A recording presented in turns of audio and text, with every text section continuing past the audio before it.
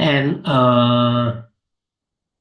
because only next week we have class, after next week you have study leave, and study leave sometime goes up to 24, maybe 2 weeks.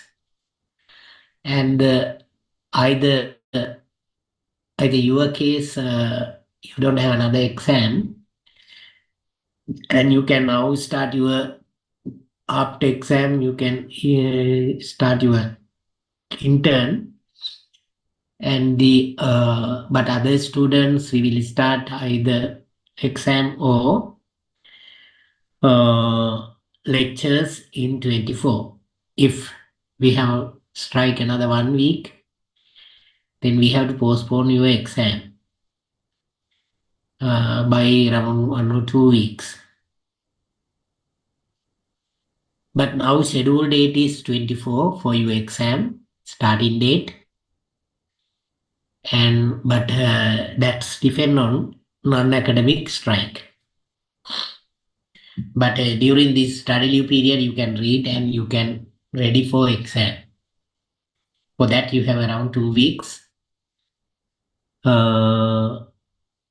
Because we already decide the date for exam 24, but that is again probability value. That's depend on whether the non-academic strike is continue or not. If it is continue, then your exam will postpone. Maybe we don't know the time. That's depend on the non-academic strike. However, your semester is going to be end end of the first week of next month. Right. That means we have another one session after this today. In order to develop sustainable marketing, you have to do something in a correct manner or right manner. If you do something wrong manner, your marketing is not sustainable, even your business also not sustainable. Therefore, ethical marketing is fundamental factor for sustainable marketing. If you are not doing something in a correct manner by realizing what is right, what is wrong, what is good and bad in relating to whole triple bottom line, your business or your marketing activities or even your business is not sustainable. There may be environmental issues affecting your business, there may be social issues affecting your business, even legal issues affecting your business if you do something in a wrong manner. Therefore, ethical marketing is playing big role in the sustainable marketing process or marketing sustainability. Therefore, today session I need around 3 or 4 hours to complete this today's session. Whole ethical marketing part, because this is covering why we need ethical marketing, and especially what are the ethical marketing issues, and some areas like advertisements and the other distribution type of activities. How do we do in an ethical and sustainable manner? These are the areas I'm going to touch today with the today's session. And when I discuss these things, if you have any issues,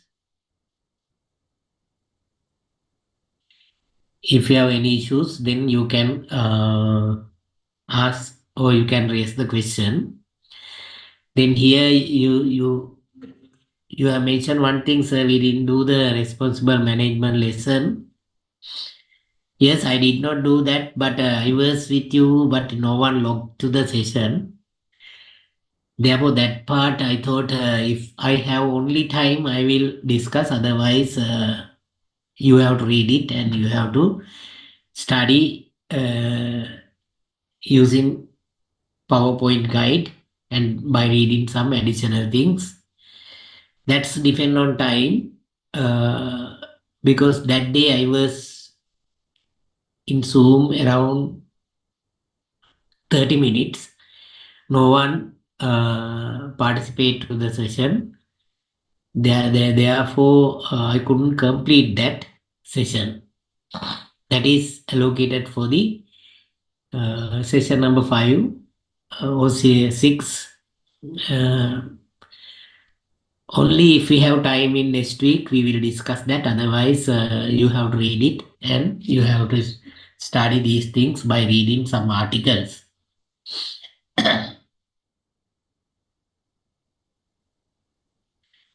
Right. As I mentioned, uh, ethics is playing big role in the sustainable marketing. And if you do something correctly, uh, only you can sustain your business. Even only you can help to society as well as all ecological and all other triple bottom line areas.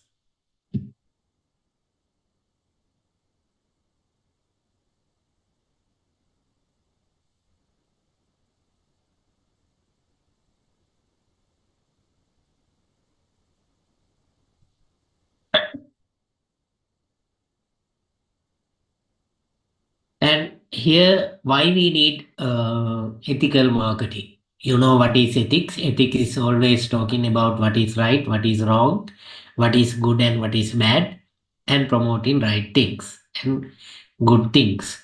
And why we need that kind of approaches? Because you see, marketers with their unethical marketing practices sometimes damaging our life by selling shoddy product, even our liberty, even our damage in our property also. You see, when you buy some product, if they are not working properly, what will happen to your money? What will happen to your money? Therefore, basically, uh,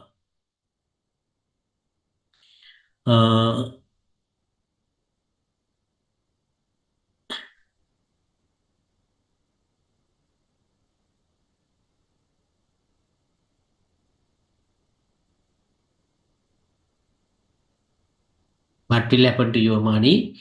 Because because this shoddy product or poorly made products are badly affecting our property, uh, but business people are making profit. But these kind of things, how these kind of things are affecting business sustainability, reputation, goodwill of the company, as well as how it's affecting people wealth, people property, people even life. Therefore, basically, uh, with the unethical marketing practices, marketers are sometimes damaging our fundamental human rights. According to John Locke, uh, that is political philosopher, has introduced basic fundamental human rights,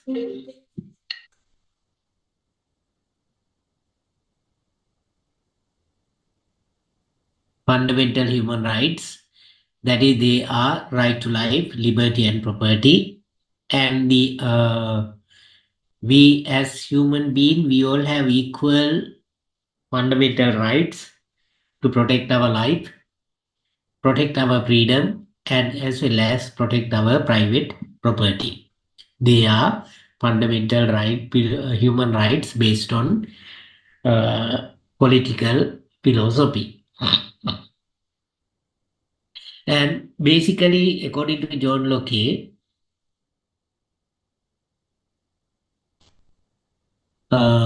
State of Nature book, he has mentioned the vitality of fundamental rights and the role of government. Natural rights to liberty and private property. We all have natural right to protect our private property as well as our liberty, even our life. All persons are free and equal in this regard. We can't say the minority, majority, white, black type of differences. All the people in this world are equal as well as free regarding this manner to protect their liberty, property as well as life. Each person's own his body and labor, that means your effort, and whatever he mix his own labor into property.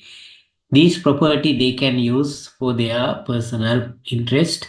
Others can't criticize, others can't make any difficulties to enjoy the life, liberty, and property by using their own property, because these things are the commitment of all the people, all the individuals.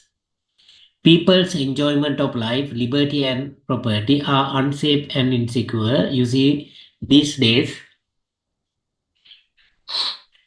we have a lot of issues. Even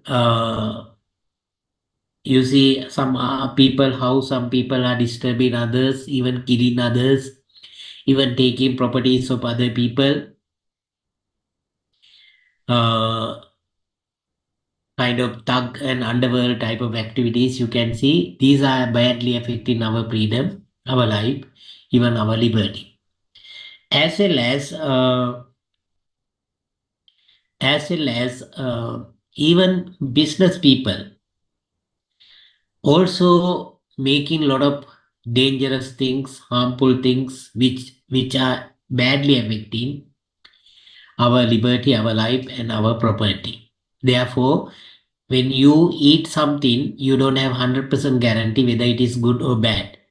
For an example, when you go to hospital, the hospital is giving some injections, but you see what has happened previously, how the government unethical system join with the political people produce harmful vaccines or harmful medicines without maintaining any quality, and sometime without maintaining any herbal value, any medicine value. They produce and sell to the government and send to the hospital and inject to our body. Then what will happen to our body? Even you see this corona vaccine also now having a lot of issues. Even this AstraZeneca recall, because they are unsafe and insecure, that are badly affecting our life. Therefore, people enjoyment of life, liberty, and property are unsafe and insecure, not because of underworld and thug people, but because of the marketing people. People agree to form a government to protect and preserve their right to life, liberty, and property. In order to protect our life, liberty, and property from these kind of harmful activities from unethical people as well as unethical marketers, we develop the government. Actually, government role is to protect us, our life, our liberty, and our property. You see, in the marketing perspective, sometime business perspective, there are some rules and regulations, but we don't know whether they are implemented properly in our country. Highly politicized, personalized systems are there. And however, we have some rules and regulations as well as uh, specified authorities for that. For an example, Consumer Authority Act, Consumer Authority, even Utility Authority, likewise different authorities, even medicine, separate authorities there, even separate act is there. Uh, we have a different legal background developed by the government, but we have issue whether this government is performing or protecting us properly or not. Most of cases and incidents are occurring. I'm giving examples regarding how the government is not carrying these responsibilities. Therefore, still you see marketers are doing a lot of harmful things. unethical things that are badly affecting triple bottom line, people, planet, as well as even misuse resources and inefficiently and ineffectively. Therefore, it is affecting even economic condition also of the country. Uh, then people agree to form the government to protect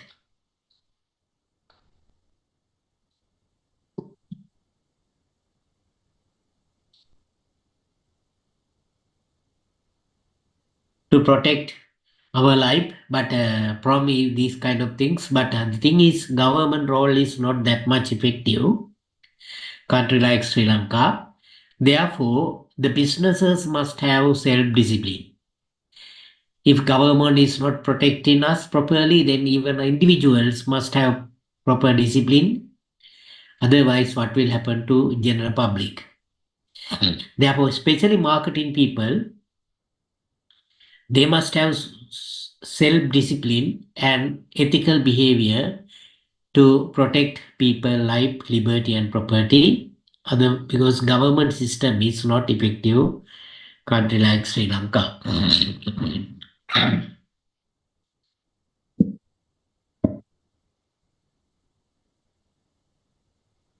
In order to protect our life, liberty, and property, we have consumer right as a consumer. We have consumer rights universally accepted. Even Sri Lankan Consumer Authority Act also accepted, legally protected.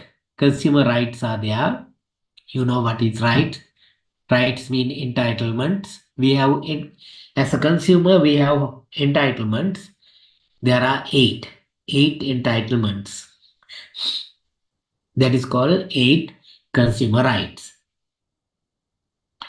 As a consumer, we have basically eight rights. First one is all the consumers or all the people, because we all are consumers.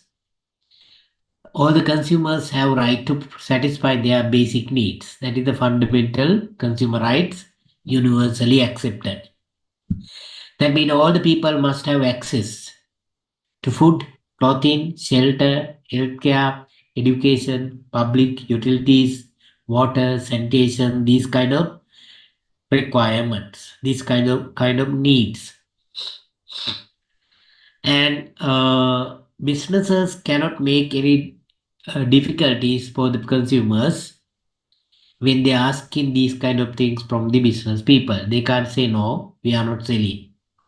Because we all are equal and we all are free. Therefore, when person is asking some product, if the product is available at the marketplace, they must sell it, and they can't say no, we can't sell this one to you. So that is fundamental consumer right. If some business people are telling like this, then people have right to go to the court and take protection from this kind of unethical marketing practices that are violating our basic consumer rights. The second one is right to safety, to be protected production against products, processes and services which are hazardous to health or life. Actually, we have right to protect our life from this kind of shoddy product. If marketers are selling these kind of harmful products that are badly affecting our life and liberty, even our property, especially if that are badly affecting our health,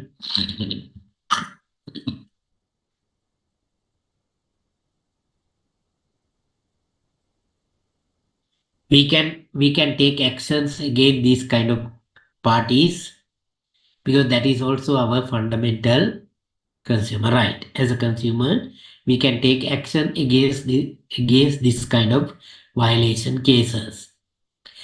And the other one is right to be informed, to get information, to make informed choice,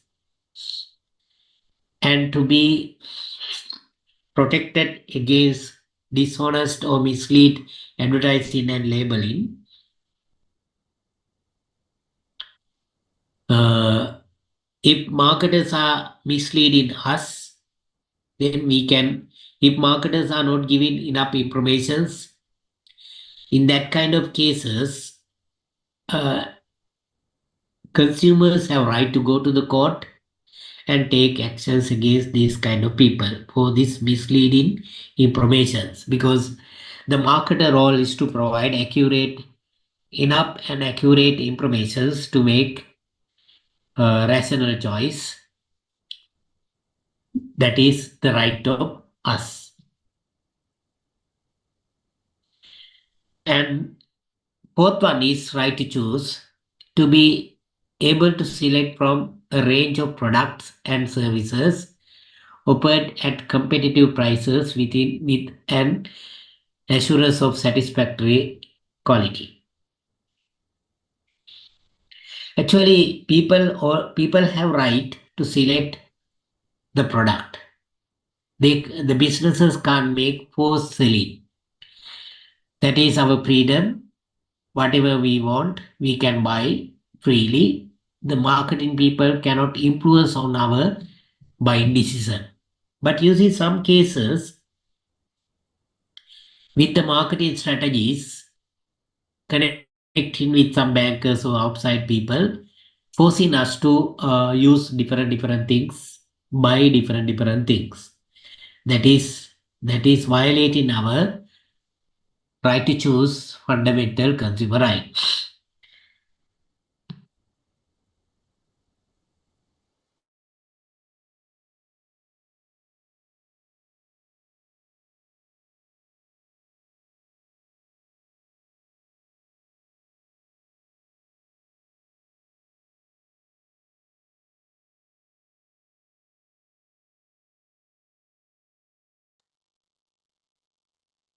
And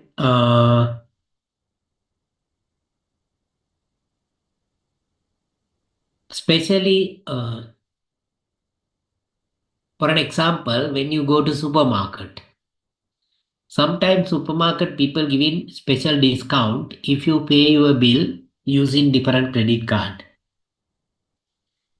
For an example, some even today also you are getting message Pizza Hut is giving 25% discount, or some other KFC giving 25% discount,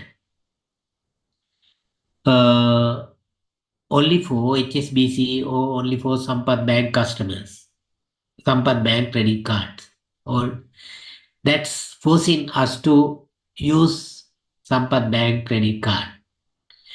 Payment method, either whatever the banks or whatever the cash or credit, debit, is quickly coming to money to the company. But how these the companies are specializing in specific banker or specific payment method to give special benefits.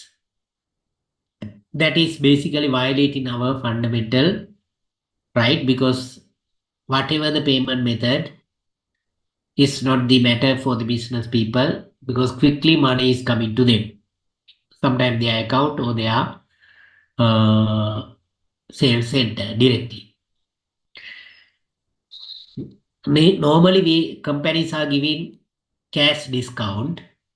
We have different type of discount already. You have learned under marketing: cash discount, quantity discount, trade discount, type of discount. Basically, cash discounts are reducing the listed price some percentage in order to promote quick payments. 10%, 20% discount you are giving to promote quick payment. But this case, sometimes customers are getting this kind of cash discount to use special payment method. That is violating our selection freedom. If if if this kind of organization, supermarket or this kind of organization giving special discount, then uh, they have to give that one for all rather than specialize in specific payment mode, because it is forcing us to use that one by it is violating our fundamental right.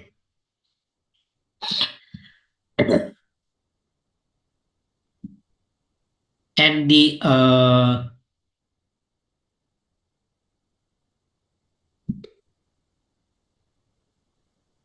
give me 5 minutes because I need hot water. I will come within 5 minutes.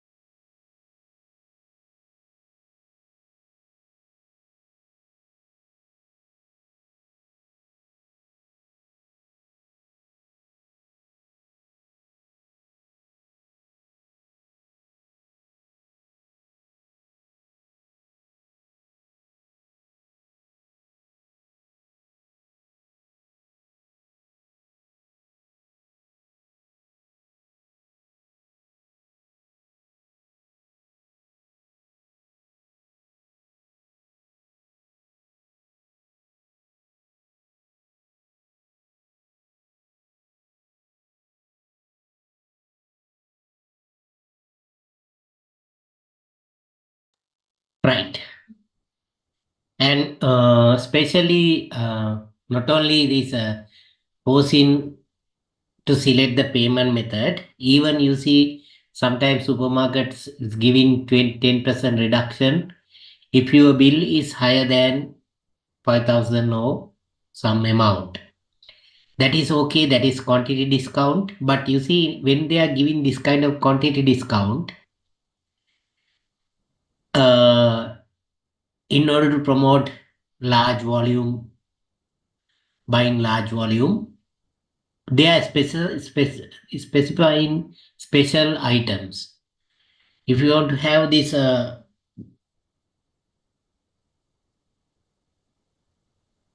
10% discount, uh, you have to buy at least one or two items of their listed things.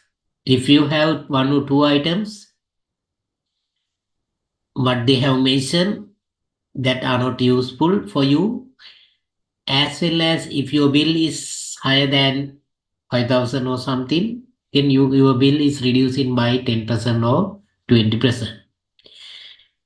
In order to give this kind of quantity discount, even they are pressurizing us to buy useless items. How the people are violating our selection freedom.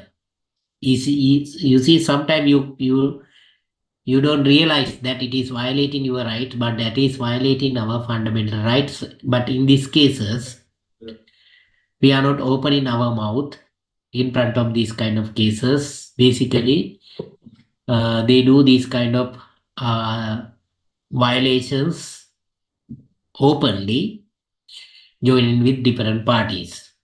That is not good. And forcing us to buy some items that are not sometimes important for you. And the other one is right to be heard, to have even this right to be choose, even previously what the government did when they promote a corona vaccine. The government people force us to take that vaccine.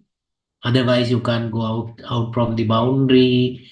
Otherwise, you can't go to the play market or something. By making difficulties for the people, they force us to use this vaccine that is also violating fundamental right to choose. Even some people sent to jail also by violating our without concerning our right to choose.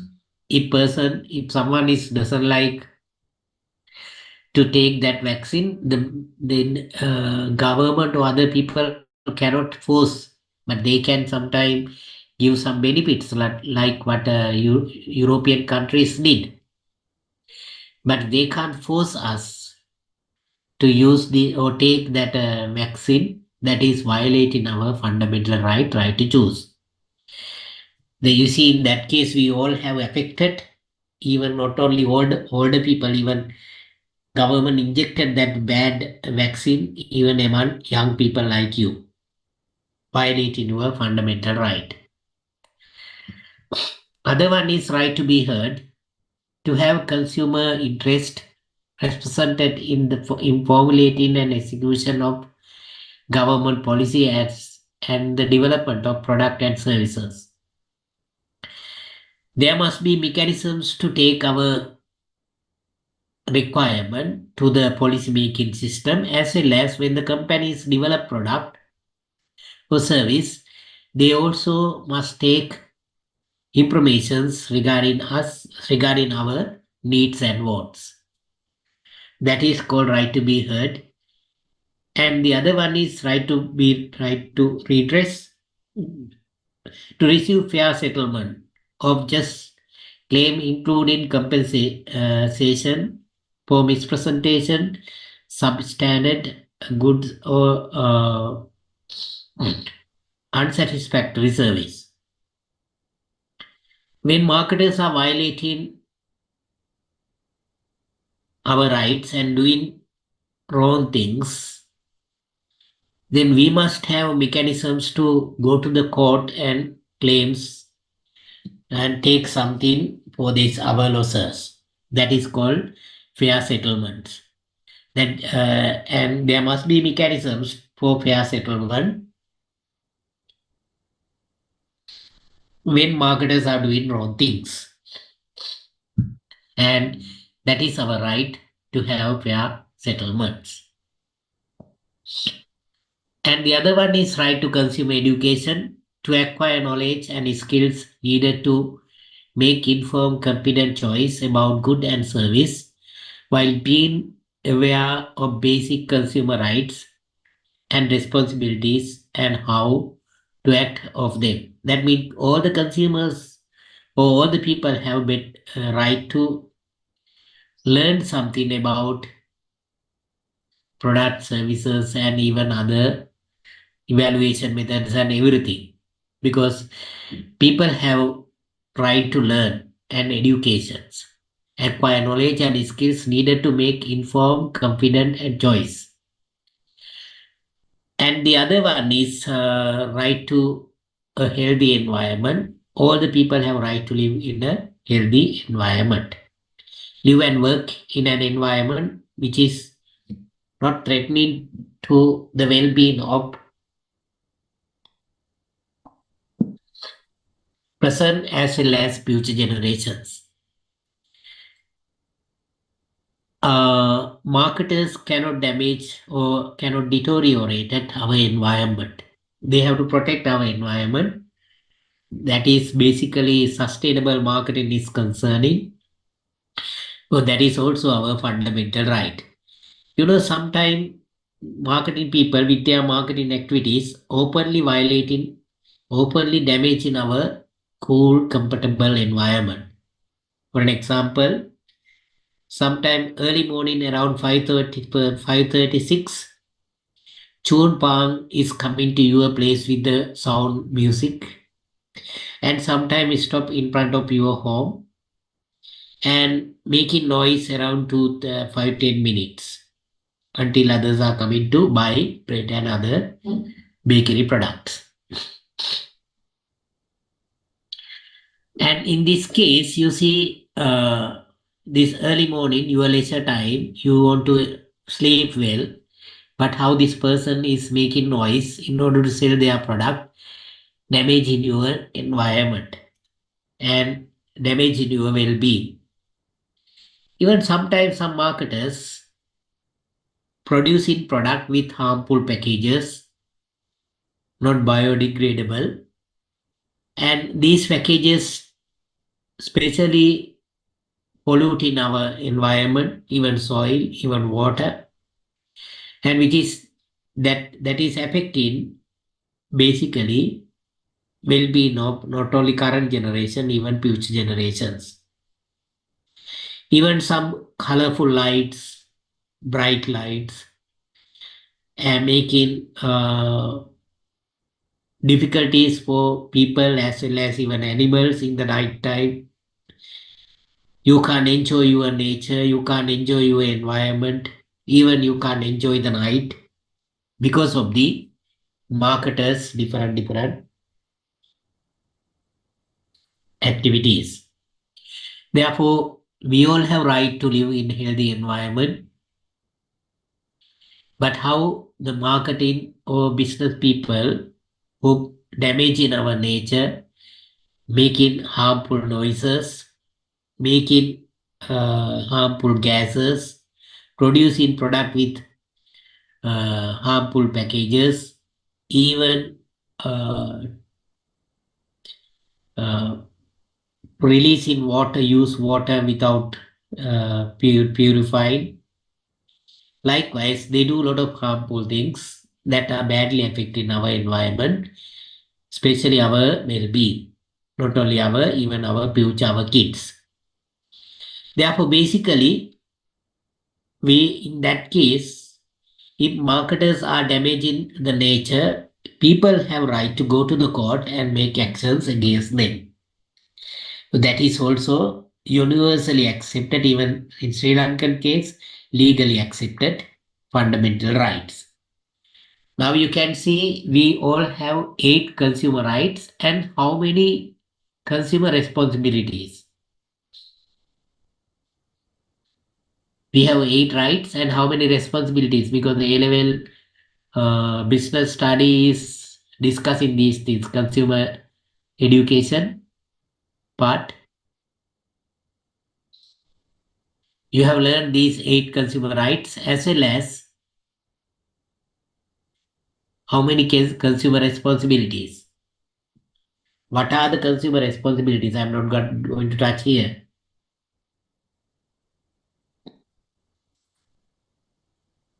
We have 8 consumer rights and 4 consumer responsibilities. You can read these 4 consumer responsibilities because why marketers are violating these things because we are not concerning our responsibilities. Sometimes when marketers are openly violating these things, we are not taking any actions. Even we don't have awareness. We are not celebrating common sense. Uh, Even we are not taking any actions against these kind of things. These are basic responsibilities of the consumers. Because of this lack of consumer influence, people are doing these things continually. As I mentioned, think about the person who is making money without maintaining any quality safety standards and selling shoddy product that are badly affecting your stomach. Even though you have stomach problems after having vade, this kind of shoddy vade, you are not going to court. Basically, you just take medicine, and even next day also you are consuming the things from the same place. That is the nature. Even our educated people, consumer influence is at zero level, not enough. Some consumer organizations also come into media not to protect you, but to promote their political ideology. They also have political interest rather than consumer interest. That means there's no any mechanisms to protect us, even organized body to protect us as consumers. Therefore, uh, some marketers are openly violating our fundamental rights. But if you do something ethically, if marketers are ethical, and then they always concerning our rights and protecting them, because they know if they can protect consumer rights, then they can develop good reputation, goodwill, even protect environment, and without having any legal barriers, they can do the business in a sustainable manner. Therefore, rather than maximizing short-term unethical profit. Therefore, basically, if the marketer is ethical, automatically they are protecting these consumer rights. But the issue is, most of marketers are not ethical. Their marketing practices also not ethical. Not only individual business firms, even market structure itself also having unethical nature. Even market structure, basically you have learned three type of market structures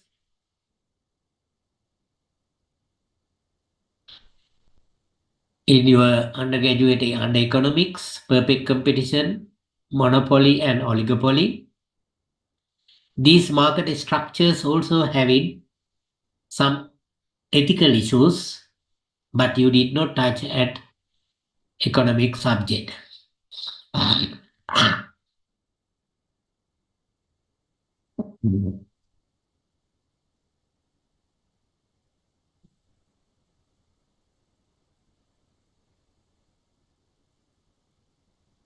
Then basically there are three: perfect competition, monopoly, and oligopoly. You know the attributes or the characteristics of these market models or market structures. What are the characteristics of perfect competition? Anyone?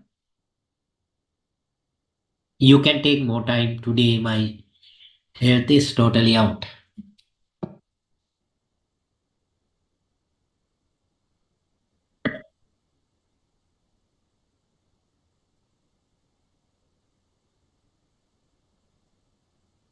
What are the attributes of perfect competition? Okay, one question. Among these three models or three structures, what is your favorite model? Competition, perfect competition, monopoly, or oligopoly? What you like?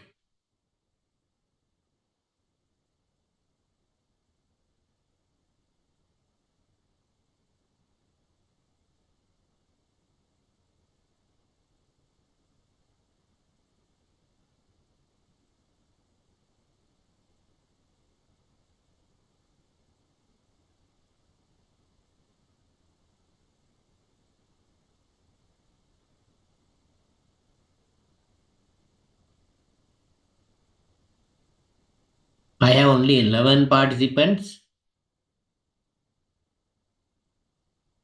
Then I want to check whether you are available in the session or not.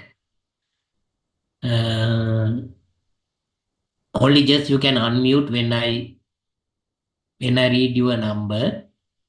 9330 9330. Yes, sir. Yes, okay. And the 9360.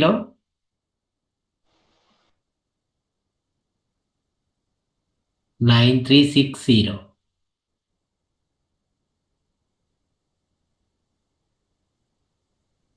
අනුතුලයි 60 ඉන්නවද?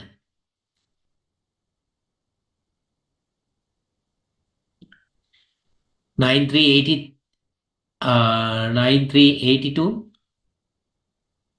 Inna, sir. දෙන්නයි. 83. Inna, sir. Right, good.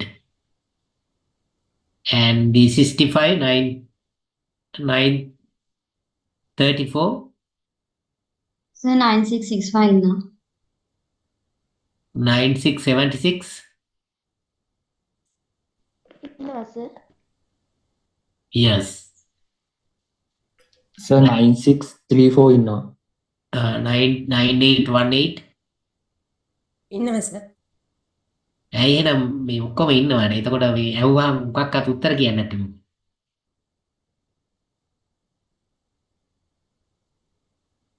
Because you already have learned these things. And you can take more times. Today my health condition is totally out, but I want to take 4 hours. Right, attributes of perfect competition. Okay, my question, among these, what is your favorite or what you like? Perfect competition model or monopoly model or oligopoly model? Okay, attributes of the perfect competition, many suppliers and the many buyers, individuals cannot influence on buying decision or the price of the market price. Market price is purely depend on the aggregate supply and demand. Aggregate supply and demand. And this is market aggregate supply and demand. This is the equilibrium.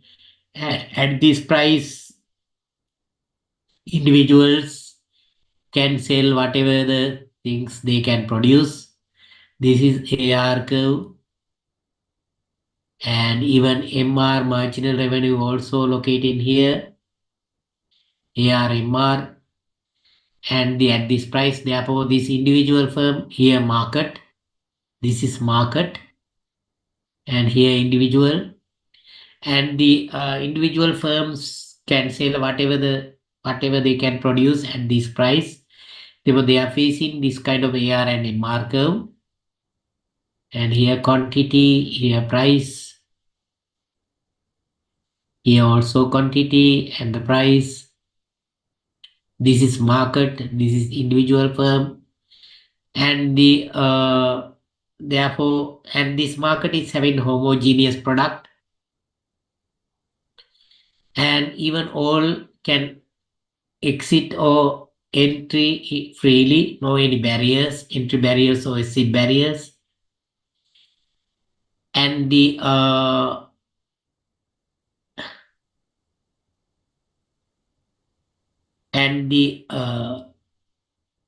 short termly,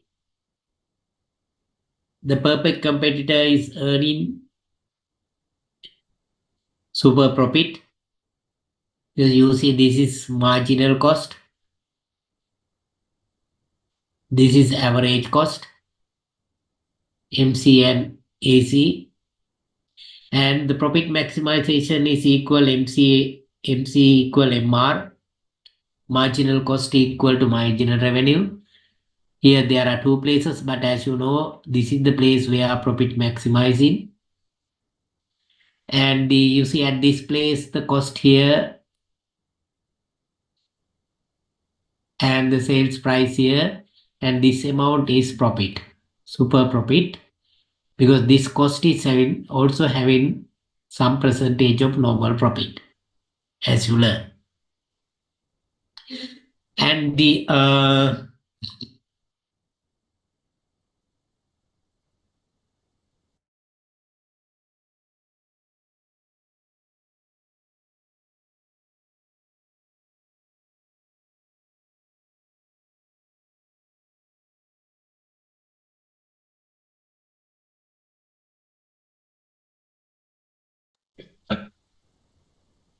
right, and the you see, but short termly they have abnormal profit, but free exit.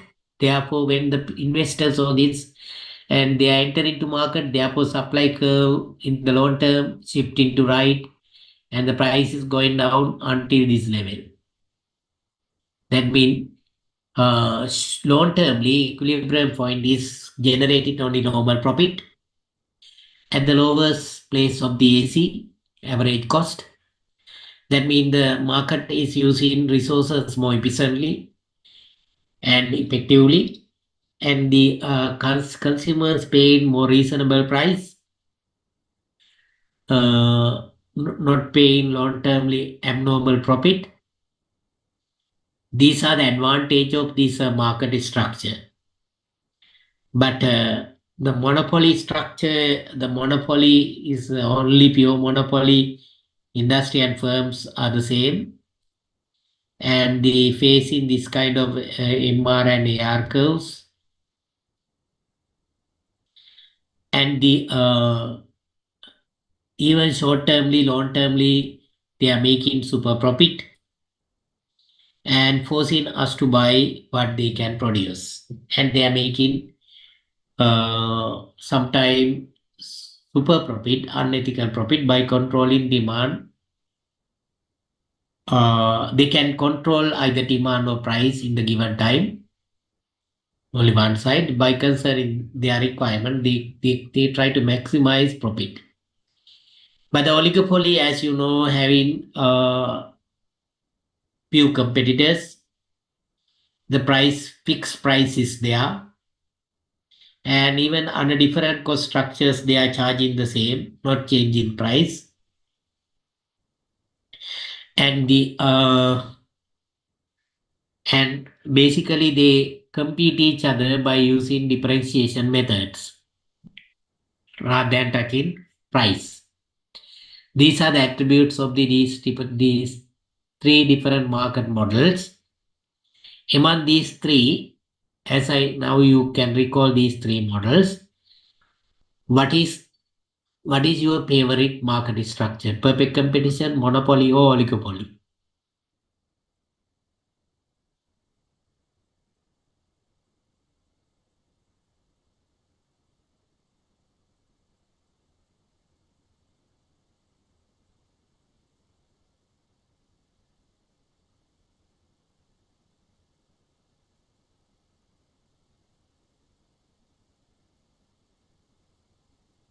Basically, perfect competition. You all like perfect competition because you see the price is below. We can have homogeneous product, and marketers cannot charge unethical prices, no price discrimination, and maximizing our freedom. We don't want to depend on single buyer, single supplier. Therefore, as a consumer, we give more votes for the perfect competition than monopoly or oligopoly. But if you have to stay or if you have to buy your requirement throughout your life from perfect competition market, what will happen to your life?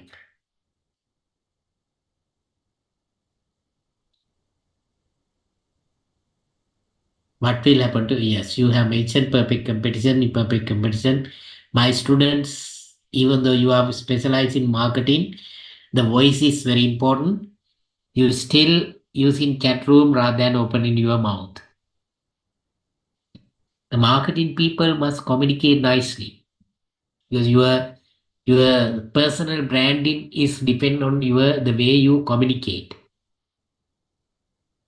to attract and retain customers, to communicate your people, to promote the product. You have to talk with consumers, be customers properly. You can start sharing something here also with us. Right. Perfect competition you will have mentioned, because it is, as I mentioned, we have our freedom. Even we are not depending on one supplier, and even the market is operating at maximum efficient level. Therefore, we are paying reasonable price, no price hijacking, these kind of things. Therefore, the perfect competition, your what is going to perfect competition? But my question, if you have to buy your requirement from perfect competition market around 4 5 years, what will happen to your life? Life will be boring, because all the day you have same thing homogeneous. People have diverse, different wants. If market is not giving solution for your wants, it is not fair for your wants, what will happen to your life? Think about mobile phone market. If we have only just that Nokia 1100 type of model, but other countries have these smartphones, then what will happen to your satisfaction? Yes, you can buy same price, same quality with the same features, no differences. But others who living in other countries sometimes may have some other models. They experience and enjoy their wants nicely, their needs nicely. But we have to buy the same thing, same product every day, just like our canteen product, canteen foods. Every day you have same menu, but price is low, but same menu. Paripui, hal mesoi, batui, paripui, hal mesoi, sambuli, hal mesoi, sambuli, paripui. Every day like this. If your home, mother is preparing same menu every day, what will happen to your? Yes, mother is making tasty foods, healthy foods, but every day same menu. That make it. Then you have that question. That major out. But when you eat maybe first 3 4 days, you may happy, but gradually your satisfaction utility is reducing. You see marginal utility theory, heenavana upayogita nyaya. When you eat something, same thing continually, when you consume same thing continually, when you use the same thing continually, what will happen to your satisfaction level? Therefore, basically, that is human nature. People have different needs, different wants, variety seeking buying behavior. People have variety seeking buying behavior. If market is not having varieties, then what will happen to your life is become boring. ජීවිතේ එපා වෙනවා, කලකිරෙනවා, මේක කන්න බෑ, මේක හැමදාම bad, dissatisfied mood you have. That means this perfect competition market is giving something, same thing at low price, but you have different needs. It is not concerning your needs. It is giving something what marketer can produce, because customers may not have in voice. As you learn, individuals, even buyer and seller, cannot influence market decision. Then whatever the product that marketer can produce or the business person can produce, he can sell it. Therefore, in this system is not concerning anything about customer needs and wants. even not maintaining any customer relationship. This perfect competition market just like machine. Now you give first priority for that, but if you stay in that kind of market, then with around 2 3 years, then you see you may highly frustrated and dissatisfied, and your preference is going to another model. අයියෝ මේ කාලකන්ණි වෙළඳ පොලේ ඉන්නවට වැඩිය හොඳයි. අරුන් ටික වැඩියෙන් ගත්තත් ඔලිගොපොලි හරි perfect competition හරි. They are giving different things concerning your needs. හැමදෑම එකම දේ එකම විදියට ගෙදරින් කනකොට එපා වෙන්නේ ඒකයි. And things are very good. But if your mother is making different things and the different days and different menu, different qualities, different taste, different styles, so and so, then you will happy because you are always searching differences, because human nature is variety seeking. This variety seeking nature is not satisfying in a perfect competition market. Therefore, even though you can buy at low price, you may satisfy in this market only short termly, but long termly definitely you may frustrate, because market is having a lot of unethical nature. For example, achieve capitalist justice, that means low price, most efficient, lowest AC level, long-termly satisfying. That is capitalist justice. But not other kind of justice like justice based on needs. It is not doing any favor things for your needs. And satisfy certain version of utilitarianism. There you see maximizing the majority's deciding price by concerning aggregate demand and supply. That is satisfy certain the utilitarianism, the majority's requirement. Maximize the utility of market participant, but not all society. You see, even this perfect competition market, the market equilibrium is depend on aggregate demand and aggregate supply. This place, and that is the utilitarianism versus satisfaction, majority's requirement. But when they fulfill this level, then what will happen to these people? They are expecting something more, and so on. There's a people, even here also there are some people who can't pay this amount.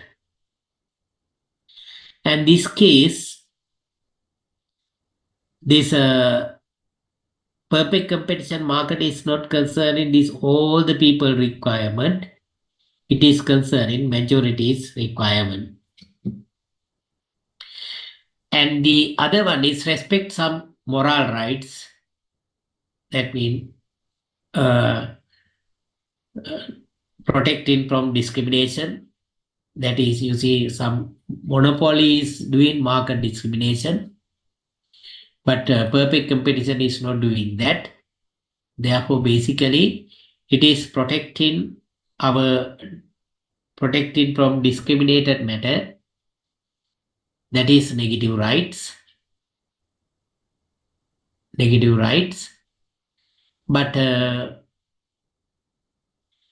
we have positive rights like status, prestige, these kind of things. In this market, we don't have a state. For an example, if you want to buy a car, perfect competition market is having just like Maruti 800, all the places. But then you can buy that Maruti 800 at low price. That is negative rights. No price discrimination. All the places having same price. But you see, you like to have a status, show your status, you show your prestige. But these kind of your rights, you cannot achieve by buying product in this kind of market. That because market is having only Maruti 800. We don't have a BMW, Mercedes type of vehicles. That's indicate Only this market is protecting our negative rights, not positive rights. And can lead to ignoring the demand of caring and value of human relationship. Perfect competition market, as you learn, individual factor is useless because individuals cannot influence to market decision. Therefore, we don't want to maintain any relationships. Whatever you can produce, you can sell. Therefore, relationship is not happening in the even relationship marketing is not having any value in the perfect competition market. And as you learn, whatever you can produce, you can sell in this market. Therefore, why you are maintaining a relationship and spending your money? Because AR curve is like this. Therefore, this market is not concerning anything about human factor. It is just like a machine, and because ignoring the demand of caring, customer caring, even customer value or human relations, and can encourage evil greeds of self-seeking and discourage virtues of kindness and caring. Encourage evils and greed. If you then can produce and distribute, and you can have more, that kind of greediness. But no virtues like kindness, caring, human relations, these kind of things in this market. And can be said to embody justice, utility, and even negative rights if features are present. But in the real world, even you can't see 100% perfect competition. Therefore, even though we are mentioning some things like protecting our utilitarianism right and protecting negative rights kind of things, they are happening if only these features are 100% operating. But in the 100% perfect competition market, we can't see in this world. Therefore, even that is these things also in this market may be questionable. Therefore, now you can see, if you have to stay in this kind of market, even though theoretical, when the people are explaining it nicely, you have developed kind of favorite attitudes toward perfect competition. Now you can analyze that market in other angle and now explain the unethical nature of this perfect competition market. And because it is not caring anything about your needs, wants, and no relations, and it is just like matching and only concerning things, protecting, even mention things also. If the market is functioning as you learn theory. The another one is monopoly. The monopoly market is having only one player.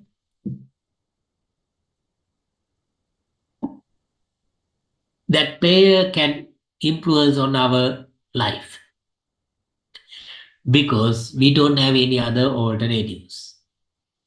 The individual person is deciding what he is going to sell. Individual person is deciding price and all other things without concerning even majority requirements. Therefore, even the market is not functioning 100% efficient manner. You can see the even long term, whatever long term or short term equilibrium. This is MR curve, marginal revenue. And you see, by dividing this part into two equal part, AR curve also operating like this. This is a average revenue. Cost curve is same. Even the equilibrium position also not that much different. This is average cost, AC. And here this is marginal cost. MC, and this is the profit maximization place. When you draw the line to the AR curve, you can see the sales price. And this level, when you try to connect it with to the AC, then you can see the cost. And this is the quantity they produce. And this market, you see, whatever the long term, short term, the operating not under the lowest cost position. Lowest cost position here, but they are operating highest. That means market is not efficient. As well as charging the market is not efficient mean, not resource using efficient mean violating capitalist justice. Even violate utilitarianism, we are paying very high amount, not concerning majority's needs. The individual seller, based on his requirement, setting the price or deciding the amount. Therefore, violating utilitarian rights also. Even violate negative rights, that means this monopoly is discriminating price in the different markets. Even we can't buy at lowest price. Therefore, it is violating our negative rights also.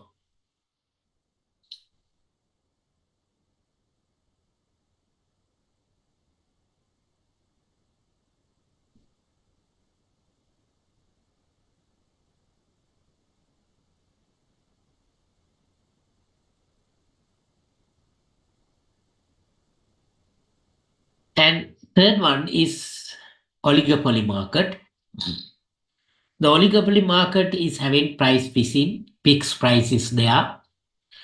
Even you see these days when global fuel price is going down, our all three players, IOC, uh, even Chinese company, Sinopec, as well as the local government company, all three players are not reducing price. They have fixed price even when global price is going down. When price is increasing, they gradually increase in the price. But when the price is dropping, they don't pass the benefit to the people. That is the nature of oligopoly market. All are doing the same thing. Because that market is nature is oligopoly. Then the manipulation of supply, even you see sometime they are limiting supply in order to maintain this price, highly unethical. Even time to time, they are making market shortage. Think about egg market in Sri Lanka is like that. Okay, the market allocation, some people have territory allocations. That means people who are living in certain territory is not having freedom to select product from other competitor because of the territory allocations among oligopoly players. Bid riggings mean when they are bidding. Sometimes these 3-4 players having discussion and this time they are giving chance to one player. In that case, that player is also bidding high amount. Other all the players knowing the amount what the company X put in the highest amount. By doing that, they are taking unethical profit. Even other case, next time the opportunity is going to company Y, all other companies put in high amount, knowing what company what Y put. That is called bid rigging with the secret information. These players are making unethical profit in these tender procedures. And other one is exclusive dealing agreements with different players. If you buy something from this company, only we are playing like this. Even trade agreements, if you buy the parts from this company, only we are selling. That is the tie with other players. And the retail price maintenance agreement, and the predatory price discrimination time to time, discussing each other. These players are without concerning any cost factor, they are increasing or changing prices. These are also unethical nature of oligopoly market. Now you can realize all market structures, either monopoly, perfect competition, or oligopoly, having ethical issues. If you operate in one, then knowing the structure itself also having the ethical issues, you can do something to minimize the impact to people. If you are doing kind of things ethically, and this is before moving to ethical marketing, yes, I want to recall your memory regarding what is this ethics. Ethics is the accepted principles of right and wrong that governs the conduct of person, the members of professions, the actions of the organization. And the business ethics accepted principles of right or wrong governing the conduct of business people, even marketing ethics also aligning under business ethics category. And the ethical strategy, a strategy or course of actions that does not violate these accepted principles.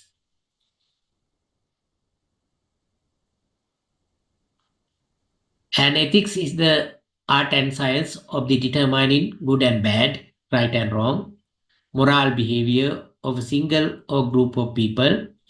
When marketing people doing business, they must have this kind of moral behavior to identify what is right, what is wrong, what is good, and what is bad. And marketing people also must do something in the right manner, otherwise, it will directly affecting all triple bottom line. Because marketing is always playing with the people. Marketing is a science and art of exploring, creating, and delivering value to satisfy the needs of target market at a profit. That is the shortest definition of marketing, satisfying target market needs at a profit. That means marketing is always creating some solution, identifying some solution, developing some solution, communicating some solution to the people in order to satisfy their needs. In that means marketing is always living with the people, playing with the people life, liberty and property. If marketers are doing something wrong, you see what will happen to us or the society or people. Most of marketers in Sri Lanka is doing a lot of unethical things. That's why you know Sri Lanka is having highest cancer spreading rate. Even Sri Lanka is the number one in this world consuming toxins, product with toxins, harmful chemicals. Lot of people adding harmful chemicals. You don't have guarantee when you eat something whether it is safe or not. That means the marketing people or marketers are playing with our life, long-term health, long-term satisfaction. Because marketing is always, you can see, fulfilling, you identifying, create, that means exploring, creating, delivering value mean product in order to fulfill our needs. Normally we are buying something from market in order to fulfill our needs, believing these marketing people or believing these business people. Therefore, marketing always must align with ethics.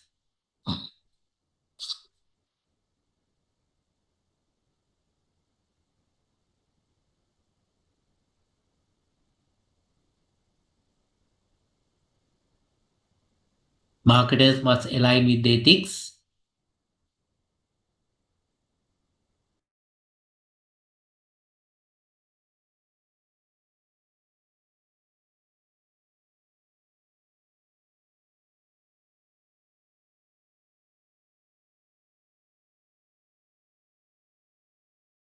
That's why we are talking about ethical marketing or marketing ethics. Ethical marketing is playing big role to sustain our triple bottom line. That means in the sustainable marketing, if marketers are not ethical, we can't achieve the goal of sustainable marketing. Therefore, marketing ethics or ethical marketing is vital part of sustainable marketing. Marketing ethics is an area that deals with the moral principles behind marketing. The moral principles behind marketing. Ethics in marketing applies to different areas of marketing, such as we have to produce product ethically, we have to set the price ethically, ethical products, ethical price, ethical distribution, and the ethical promotion and ethical even under that, even ethical advertisements. We have to do everything in an ethical manner. That means morally right manner. In that case, we should have right product, right price, right distribution, and the right promotion by realizing what is right, what is wrong, what is good, what is bad.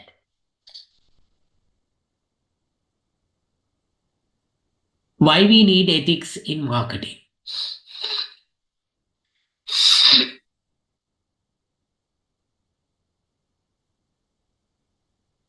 Other than these things, what you can say, why you need ethical behavior when you buy the product? Any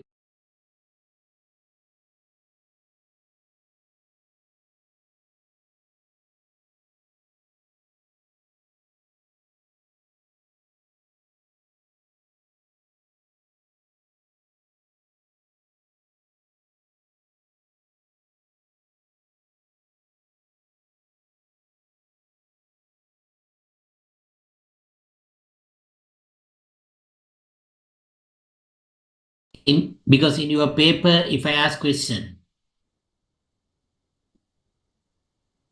explain the vitality of ethics in marketing. You have to explain something, not only these things, even based on your experience.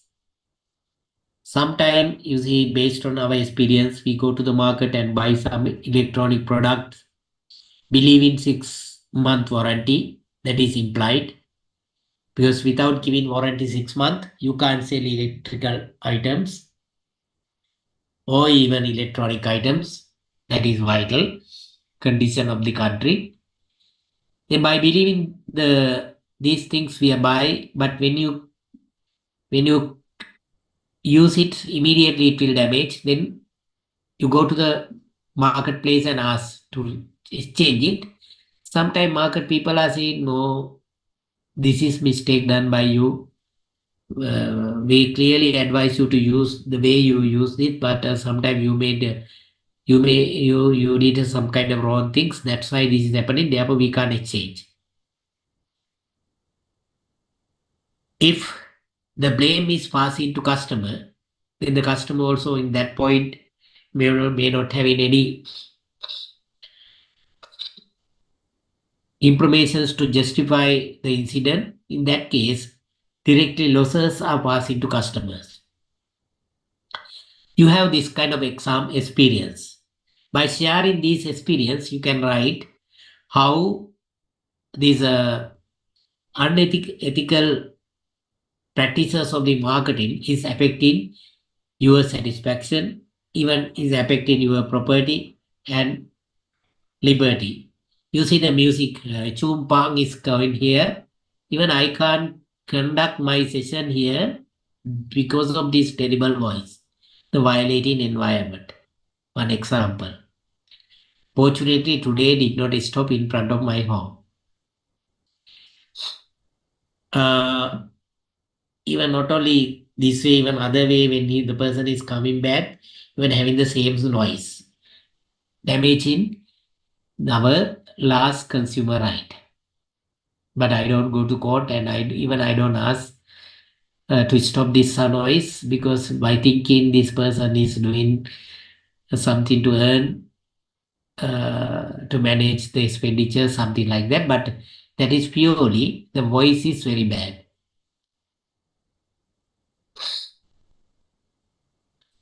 Then in that case, if the person is ethical, sometime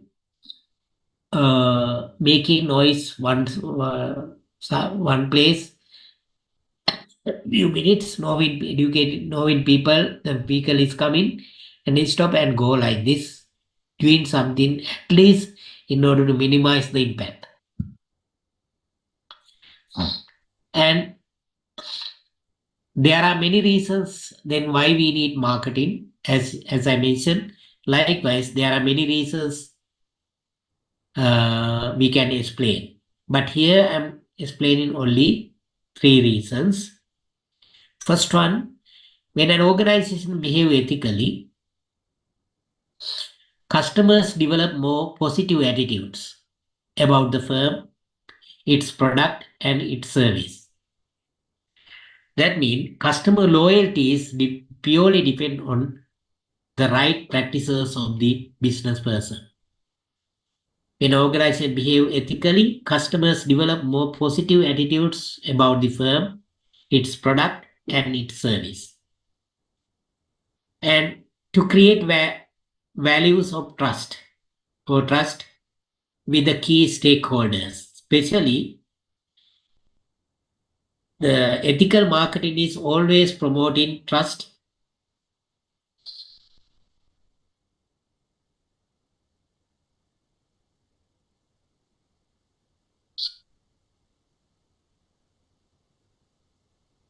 Ethical marketing is always promoting trust between stakeholders because ethical marketers not doing wrong things, even not cheating, always doing the right things. Therefore, it is developing good values or trust between stakeholders. And to build image about the organization in the mind of customers, employees, shareholders, as well as society. To build up image, company image also, we have to do right things. If the firm is doing wrong things, it's directly affecting image and directly damaging it. For example, if the person is importing hospital garbage, even though the person is doing something to education, the person cannot delete that impact, importing hospital garbage, and it is totally damaging the reputation because it is very harmful than even education system or any other services the person is doing, because we can't believe or we can't trust that type of people. Even these people doing these kind of things to get the votes of the people, even some other hidden agenda is there, but the nature is importing hospital garbage even without thinking the life of the people. Even with this hospital garbage, Ebola type of things can come to the country. Therefore, by doing a lot of other good things, you can't delete this damage. Therefore, if the person is doing unethical things, if the business organization is doing unethical things, it's directly damaging the reputation and the image of the organization. It's very difficult to rebuild image if it is damaged with the unethical incidents.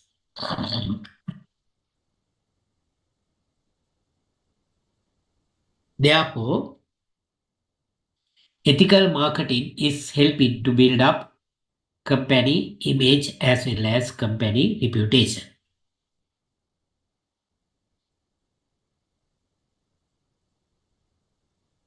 And now you know what is then my flow. I just explained the background, consumer rights, even fundamental human rights. Then I explain what is ethics. Then I explain what is marketing. Then I explain what is ethical marketing. Then I explain why we need ethical marketing. Now I move into unethical marketing practices. Some explain something about unethical marketing practices. Before that, you can have 10 minutes break. Before you start these unethical marketing practices, you can have 10 minutes break.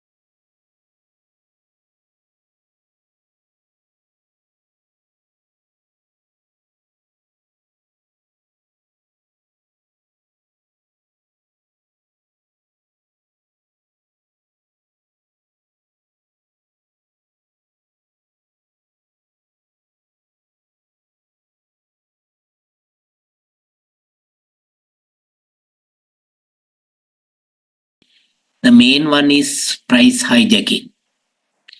Then the lot of marketers are making the super profit, sometimes unethical profit by handling price.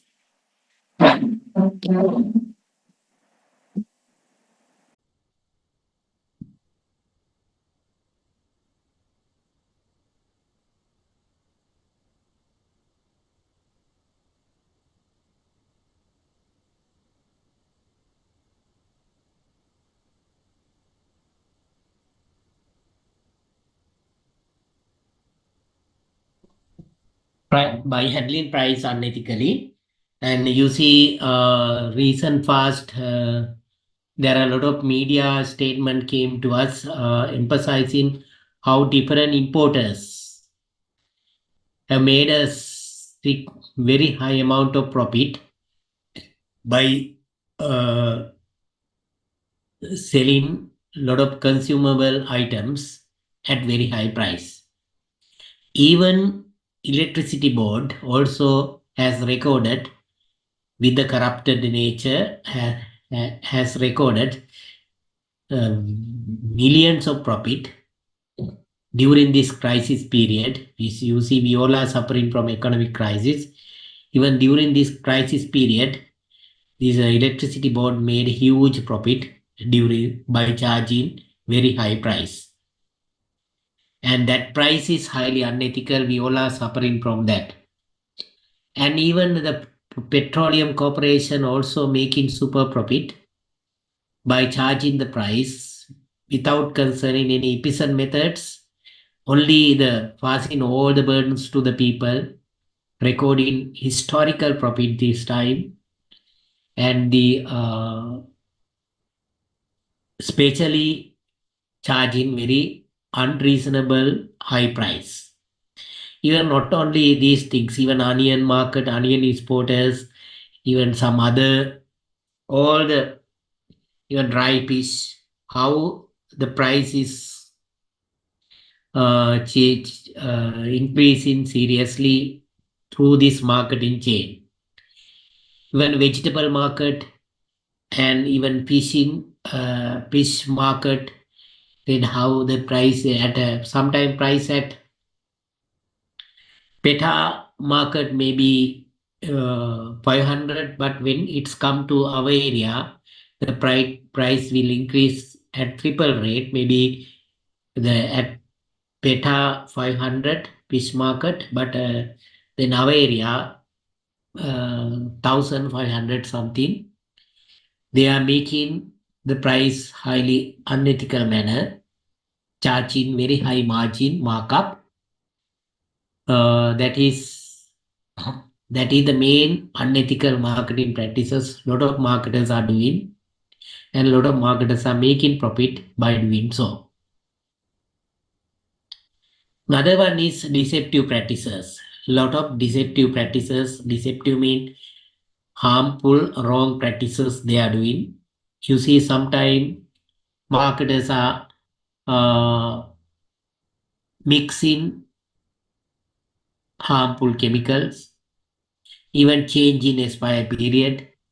Even you see sometimes these outdated products with the coloring, and sometime with the package changes come to you as new, but you see highly outdated harmful product with color polishing and the changing the things coming to you as new, especially causing some kind of health problems. That is called they are also deceptive practices. And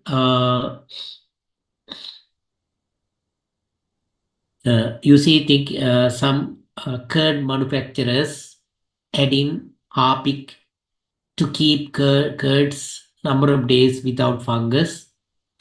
You see, harpic is not good for our health, but that is adding harpic into curd is deceptive. And even sometime some marketers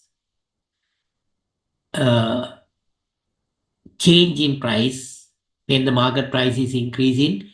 The previous label they covered and adding new label with the new price, but the original price is low, but they add a label, new label with the new high price. That is also kind of deceptive. That previous benefit is previously it was assumed 500, but later the company has increased price, but that previous lot they have to sell at a previous price. But what our marketers are doing basically adding new label and selling them at new price, especially hardware business. Even some supermarket or some retailers are doing this kind of things. And some cases they don't maintain any kind of quality standards. Even they are not keeping product in a proper manner. You see, when you go to fast food centers, inside the showcase there may be different fast food items with different animals. අර මැස්සෝ පිරිලා showcase එක ඇතුලේ කූබි එහෙම යනවා. ඒතකොට ඒවා these flies as well as these small creatures bring in kind of a bacteria and making harmful for the human body. But the person is storaging them without having any proper standards and selling them to people. That is also deceptive. Likewise, there are a lot of deceptive practices. Even your marketing presentation, the presentation we will arrange in next week. During this week, you have to prepare your presentation. You can identify these kind of deceptive practices of the marketers and create your presentation, even drama or any other things. If we have a strike, then the presentation we will arrange using Zoom mode. Otherwise, presentation we will physically arrange it. And you can nicely, if we have physical class, you can nicely deliver your values using different modes. Otherwise, you have to use video. If we use Zoom mode, even your drama also you have to record with the video and show it to us, share with us. And the deceptive practices, there are a lot of deceptive practices people are doing. Even you see, you can prepare documentary type of presentation, then deceptive practices of the retailers or the vegetable market. අර පොලොස් එහෙම කොස්සේම විකුණන මිනිස්සු ගෙනල්ලා Harpic වලට දාලා ඒවා හොදලා ඒ පොලොස් සුදු පාට තියෙන, you can buy the polos and you can compare with your homemade things. And when you cut the things at home, you can see with immediately color is changing and it will become brown color. But when you buy something, these kind of things from market, it's having very pure white color. Then how its color is not changing because of this. Even you can show, then you can do the experiment by adding harpic into washing this kind of polos or the jackfruit items with the harpic and show the difference. Without harpic the color and with the harpic color, how color is changing, how it's. Then even if you can explain something about ingredients of harpic and how the health impact of these harpic, then like of video clips comparing these things, if you can prepare, even you can upload them to social media also later. Kind of an informative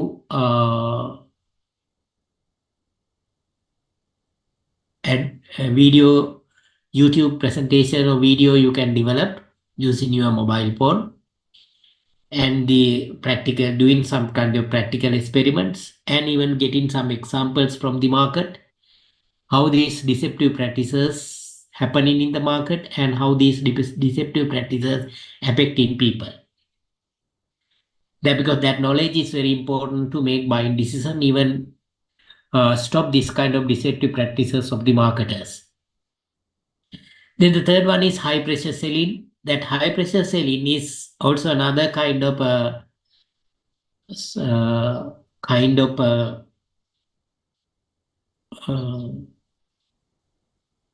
things are happening, unethical things are happening every day.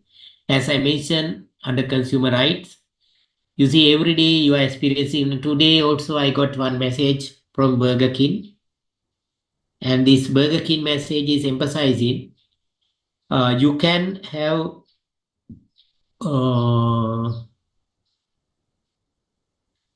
buy one get one free, but you have to pay using specific payment methods. One day I got this kind of message, then I went to this place and tried to buy. Then they told me, no, we are not selling. You have to order via online. That is also pressurizing. Why?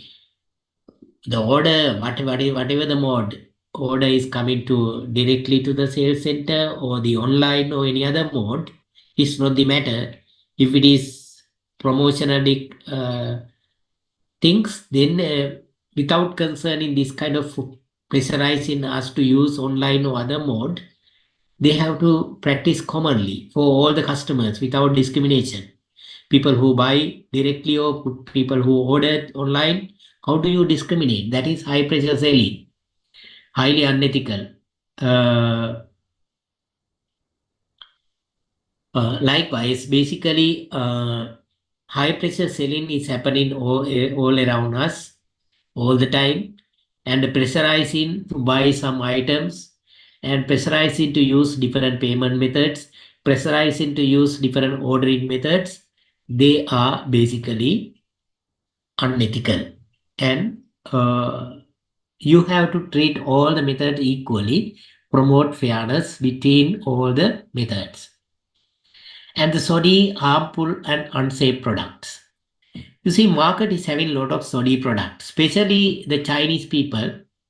We are importing some products from China. They are SODI. For an example, Chinese footwear. Sometimes if you use this kind of Chinese footwear, immediately what will happen? Your skin. Skin is damaging, and even it is causing a lot of pain and difficulties for you, because that material that they use is highly harmful, no safe. But if you use Nike type of brands, you are so comfortable. The price is high, but you see the compatibility, healthy, safety, material quality, everything of this. But this Chinese product, if you use immediately, what will happen to your skin? This is SODI product, harmful product, and the unsafe product. Especially the automobile or the transport sector, you see the three-wheel is highly unsafe. The most unsafe vehicle in this world is three-wheel. You see, if we have accident, then what will happen to passengers? All sometime will die. There is no any safety standards. නිකන් පපඩම් වගේ ඇකිලිලා යන්නේ චස් ගාලා චොර වෙලා යන ඔක්කොම මැරෙනවා. Even there's no safety standards, even safety features, even passenger is not protected. Passenger is not protected. That is unsafe product. Even automobile car market, people did a lot of made accident purposely and check how the vehicle is damaging. We have video we can download. Most of vehicles come from China as well as India is unsafe, because with the normal speed also having accident, damaging all the people and the vehicle totally. But some vehicle come from European market as well as Japanese. They have internal safety features and safety standards as well as vehicle strength also higher than these unsafe products. Likewise, there are some machines without any safety features. There are some products without any safe qualities. There are some harmful things without having any safety ingredients come to you. will damage in your health, safety, and everything, even property. Selling this kind of shoddy product is unethical. Then the planned obsolescence, especially marketers are making kind of marketing strategies, connecting with other parties, connecting with intermediaries, which are badly affecting consumer well-being. That is called planned obsolescence, and other one is poor service to disadvantaged consumer, and especially services not as promises. You see, sometime when you buy the product, after few months, the parts are not available in the market. Then previously I had one vehicle, Eclipse Cross, then had a small accident. Then I went to United Motors to repair it, but the thing is, parts are not available. That is the series. Even one of my friends also had a kind of serious accident. Now still at a garage, cannot repair because no parts. That is the then, and when they are selling here, they have to have guarantee to provide parts long termly. But most of cases, this part is not maintaining. After few years, they close sometimes their business. Then the customer is going here and there searching parts.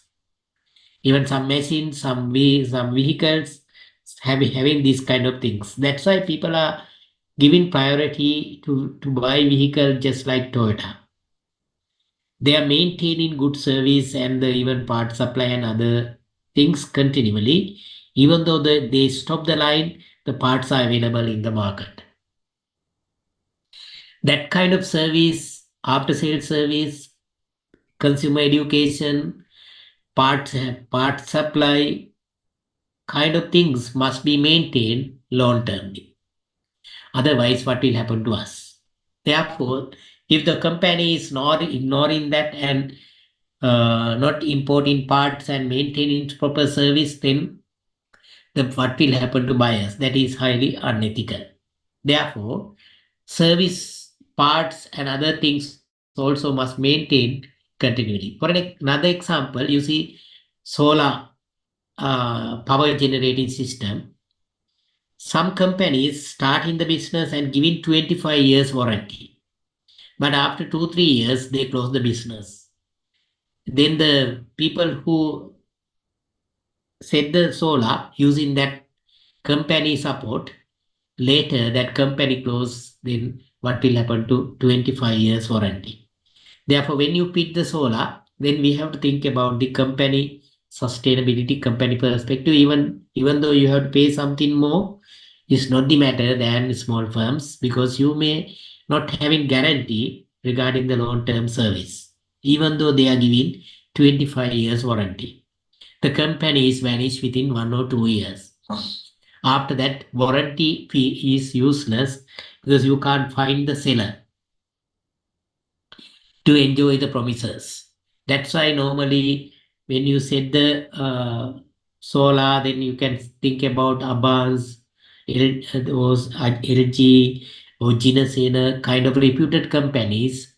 Otherwise, you will be in trouble because service provider is not available after few years.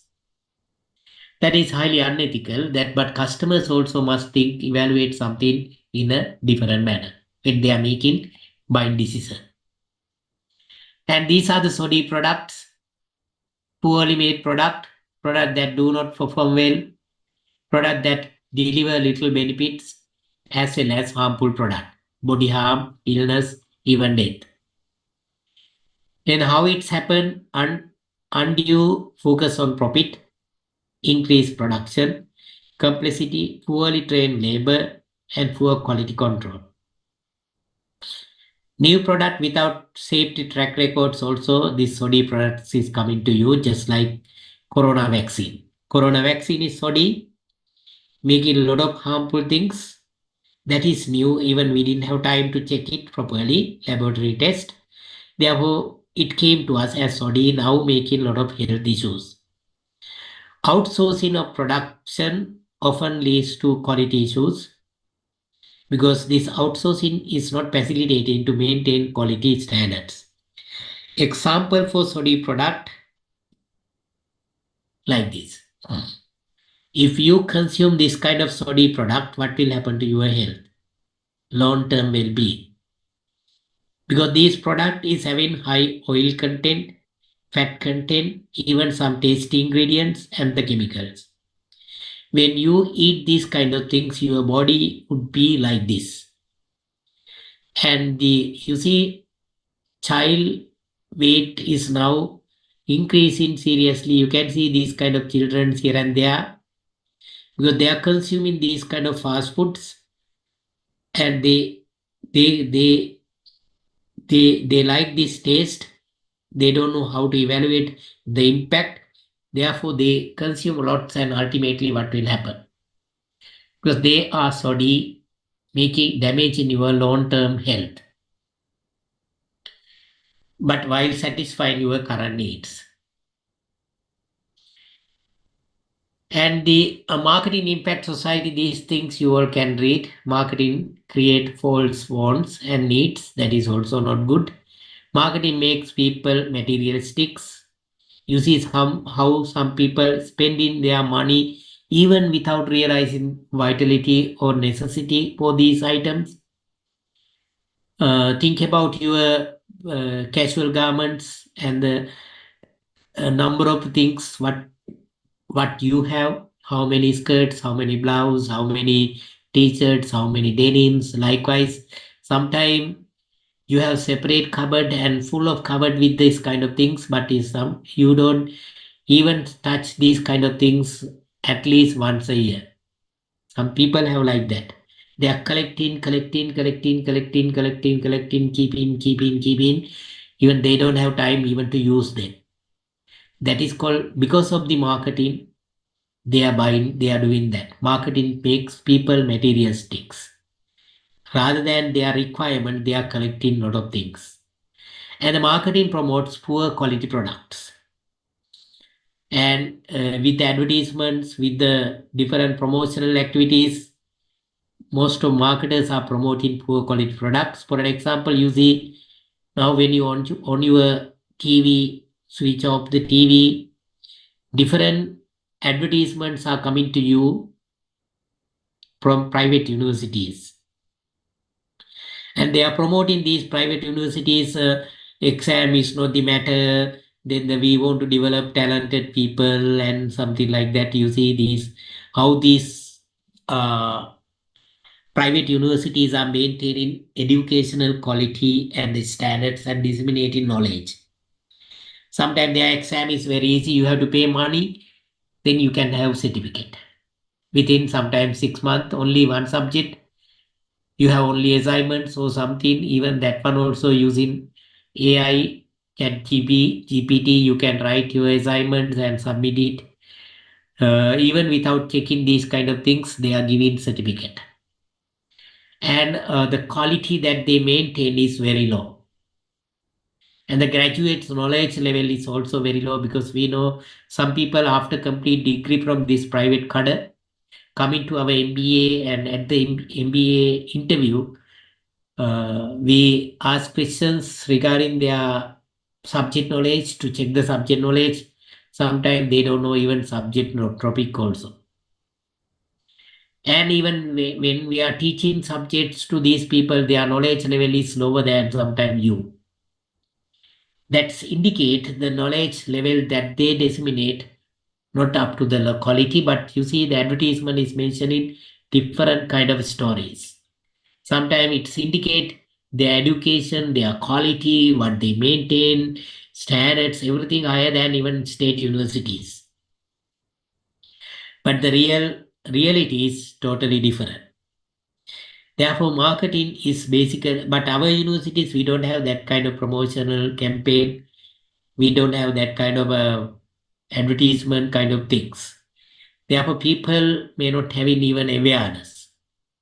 Therefore, it is very sometimes badly affecting reputation.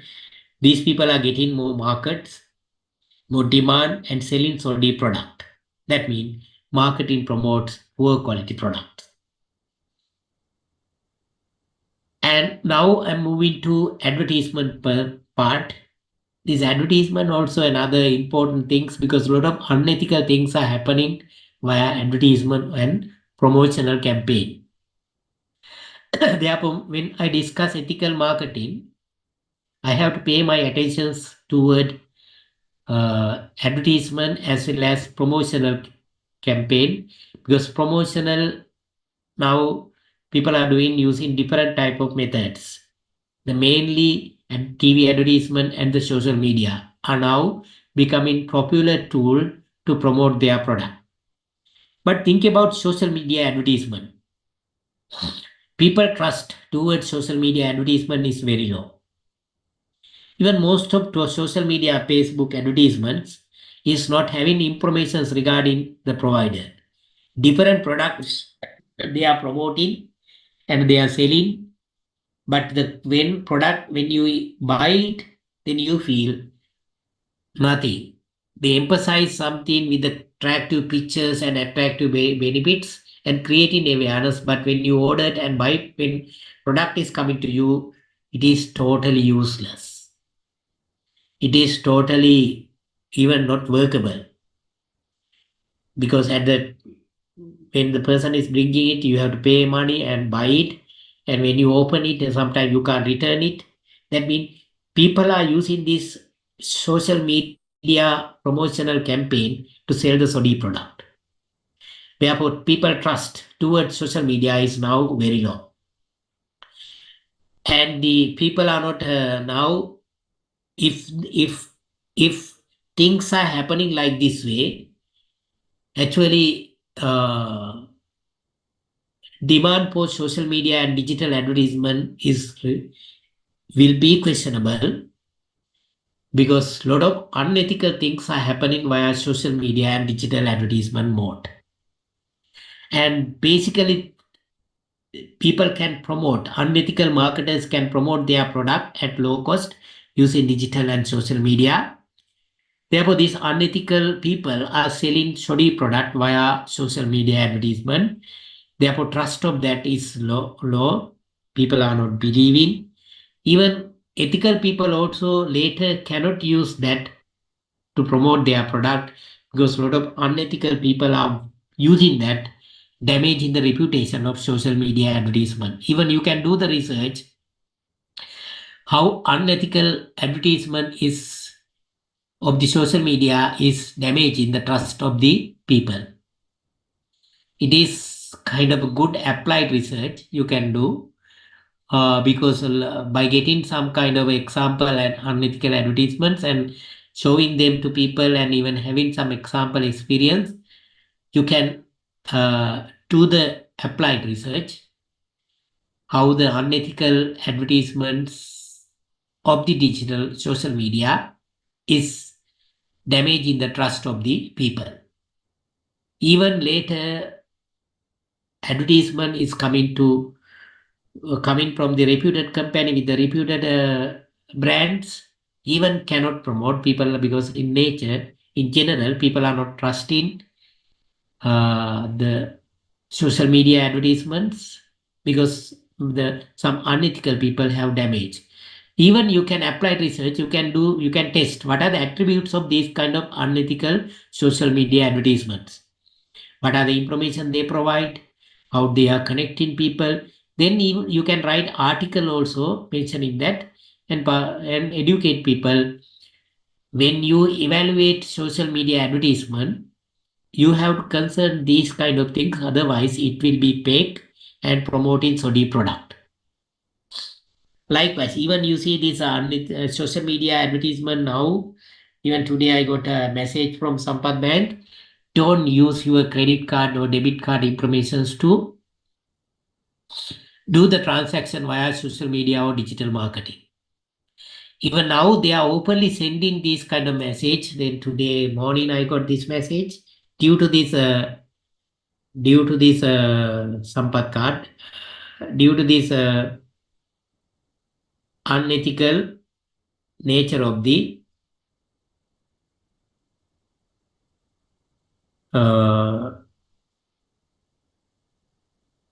yes, protect your internet banking credentials. Recently, we have observed a scam aimed to uh, prudently obtaining internet banking credit lines under the guide of communication from online reservation booking and online money transfer website. To protect your accounts, we urge you not to disclose your user ID, password, OTP to any third party or via any third party links. Even we are getting this kind of message from the banker because even this digital marketing and even social media advertisement kind of things are doing this kind of unethical things which is badly affecting trust of the social media advertisement. Then you can do applied research and write article and explain, educate people what are the attributes of these kind of unsafe advertisements. Whether they normally the safe advertisement, they must have their brand name, even uh, the person advertisement. We must know the uh, person who that mean knowing the responsible party who do the advertisement. Otherwise, it will be publicity. Advertisement we define as knowing parties promoting the product, but this fake advertisement is not having only telephone number is there, but no address, no any company names, these kind of informations. Because they then by realizing these attributes, then you can do these are the methods that we can realize these kind of fake or unethical advertisements via digital, and this will be the impact of these things. Likewise, otherwise, you see what is happening. Trust of social media advertisement is reducing.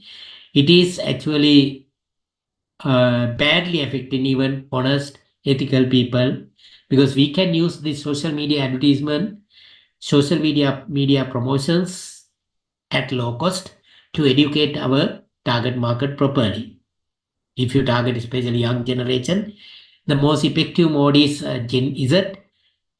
Most effective mode is social media and digital mode, but you are losing that opportunity because of this unethical nature of the advertisements. Therefore, basically, I'm going to discuss something about this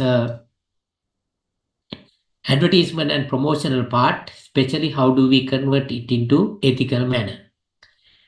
Apply time tested principles of business communication which serve basis for effective stakeholder communication.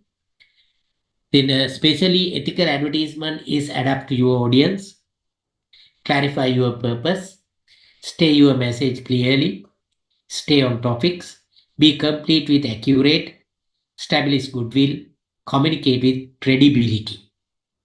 Credibility we can promote with providing our company name, company address, company registration number, as well as company email. Because advertisement must take responsibility. Therefore, ethical advertising, you see whether these social media advertisements are fulfilling these things or not. If advertisement is ethical, then we have to adapt your audience, identify audience, and clarify your purpose, stay your message clearly, and the topic, as well as complete and accurate, provide enough information, and establish goodwill and communicate with credibility. If you are not doing this kind of ethical advertisements, only if you if you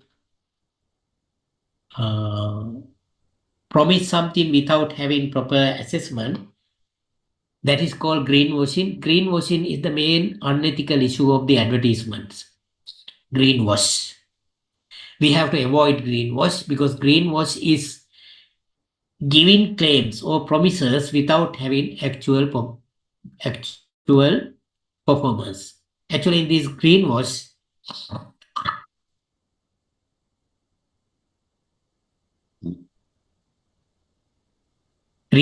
is relating to any performance, but here we are mentioning environmental perspective. You see some companies explaining we have green product.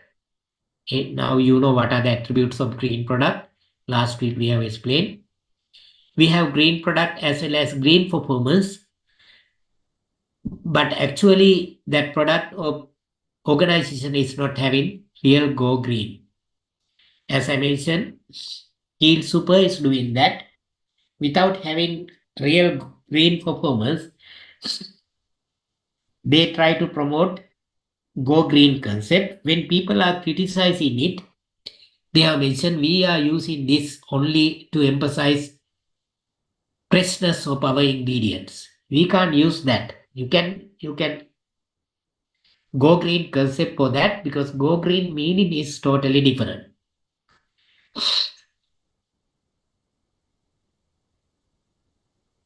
If you want to emphasize freshness, you can say it directly that rather than the holistic words like go green. Go green is totally emphasizing the holistic performance of the ecological and social benefits. Without having ecological and social benefits, if you're going to promote go green, that is greenwashing. Then greenwash refers to the usage of marketing and communication means to create a misleading impression of a company's socio-environmental stakeholder value creation. Misleading impression of a company, go green.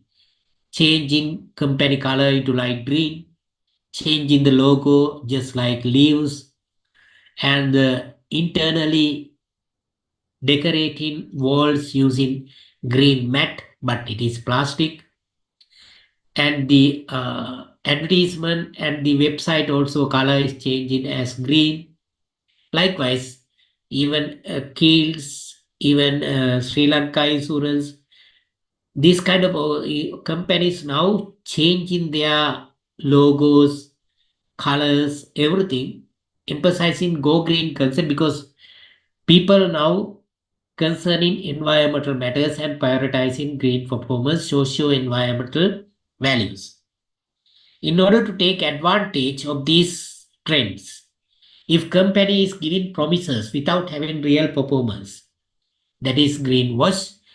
That is the main mistakes. That means promising something without performance is greenwashing. And the marketing and communication means to create a misleading impression of a company's socio-environmental stakeholder value creation is greenwashing. Responsibly managed companies usually display a high stakeholder value creation and justify high activity in communicating this performance is so-called high balance. What is this high balance? You can identify by studying these two charts. Stakeholder value created, socio-environmental value created, high and low. Intensity of communication. Then what are the promises they are going to communicate with the people? Here you see low balance. Low balance.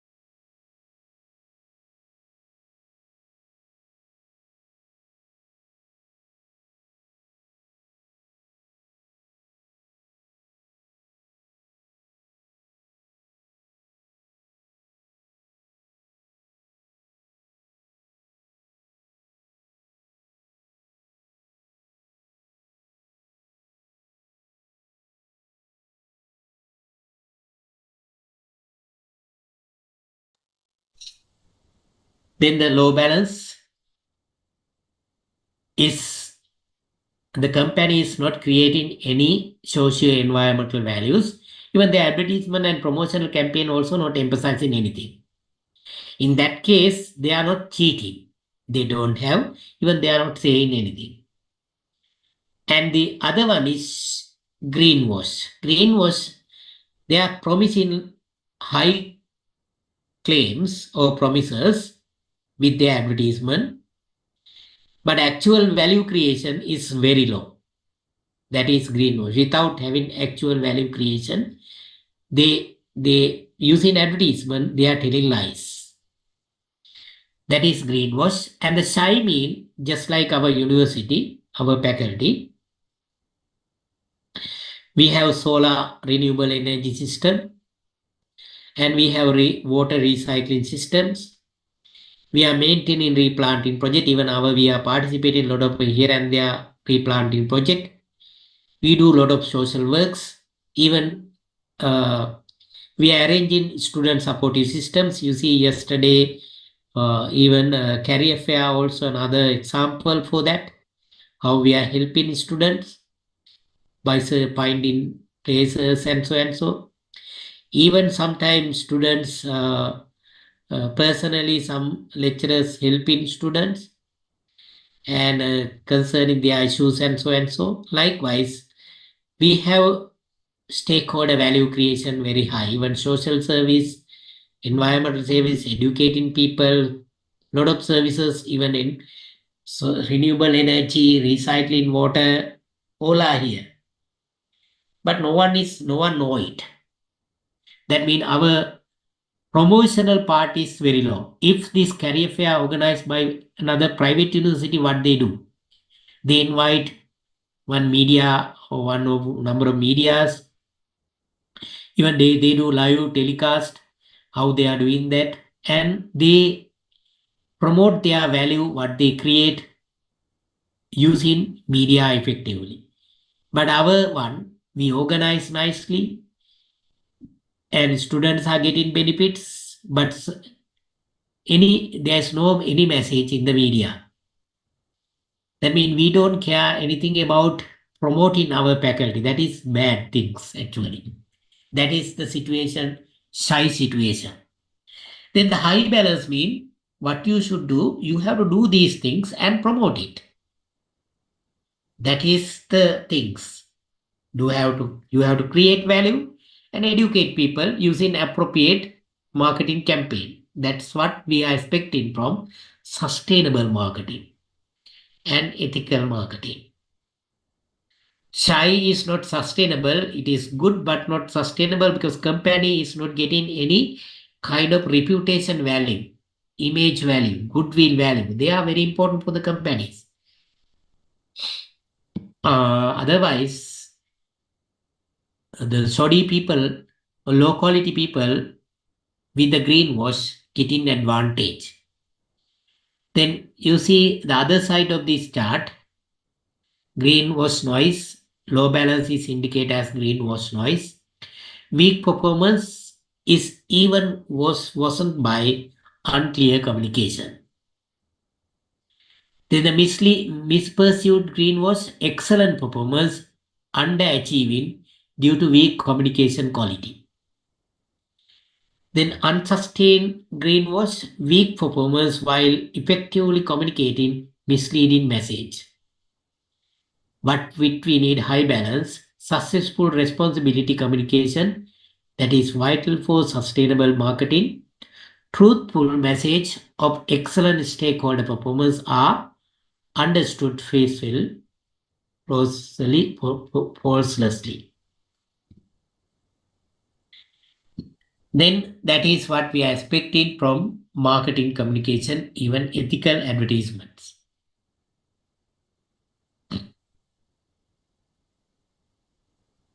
Then unethical advertising. What are the attributes of this unethical advertising? Advertisement is considered unethical in the following situations. When it has degraded or underestimated the substitute or rival products. අපි අනිත් කෙනෙක් පහත් කරලා advertisement එකක් දානවා, that is unethical. If you undermine others, underestimate others, degraded others using your advertisement, it is bad. You can promote your product, but you can't criticize others' product. You see, previously Unilever did that kind of advertisement. Even I think still they are degraded these kind of things when they promote toothpaste. Where අලුත් brand කියලා, then they emphasize competitive brands and degraded them or underestimated them in order to promote signal. That is bad. Even cement market, cement advertisements, especially doing that. Even soaps, detergent market is happening this kind of advertisements. Even educational sector, you can see some advertisement like that. Degraded or underestimated substitute or rival products. When it gives false or misleading information on the values of the product, unethical. When it fails to give useful information on the possible reaction or side effect of the products. For example, Fair and Lovely. Fair and Lovely is promoting skin color and changing, then you become white and within few days, but it is not mentioning how it's happening and what are the side effects. Therefore, advertisement promoting without mentioning side effect, the reality is wrong. When it is immoral. You see, there are a lot of immoral advertisements. You can download these kind of immoral advertisements. For example, KFC biryani advertisement is immoral. One old couple is going to KFC wearing national identities, old man and old woman. And they ordered this biryani KFC, and when the product is coming to table, what has happened to this old man? Suddenly standing and starting to dance. And I have these advertisement button. You can download and you can watch it. I think you know that. Therefore, you don't need to waste the time. But you see, this is damaging the reputation of our people. It can happen sometime with the children. But when in front of the food biryani plate, if the old man cannot maintain the feelings, what will happen? And that indicates our people may not even saw these kind of things, not tasted these kind of things. Something like that. They're damaging the reputation. That is immoral. Even the Samahan advertisement also say one daughter is at the rainy time going somewhere with the mother having ice cream, and daughter is enjoying the rain, but mother is inviting under the umbrella.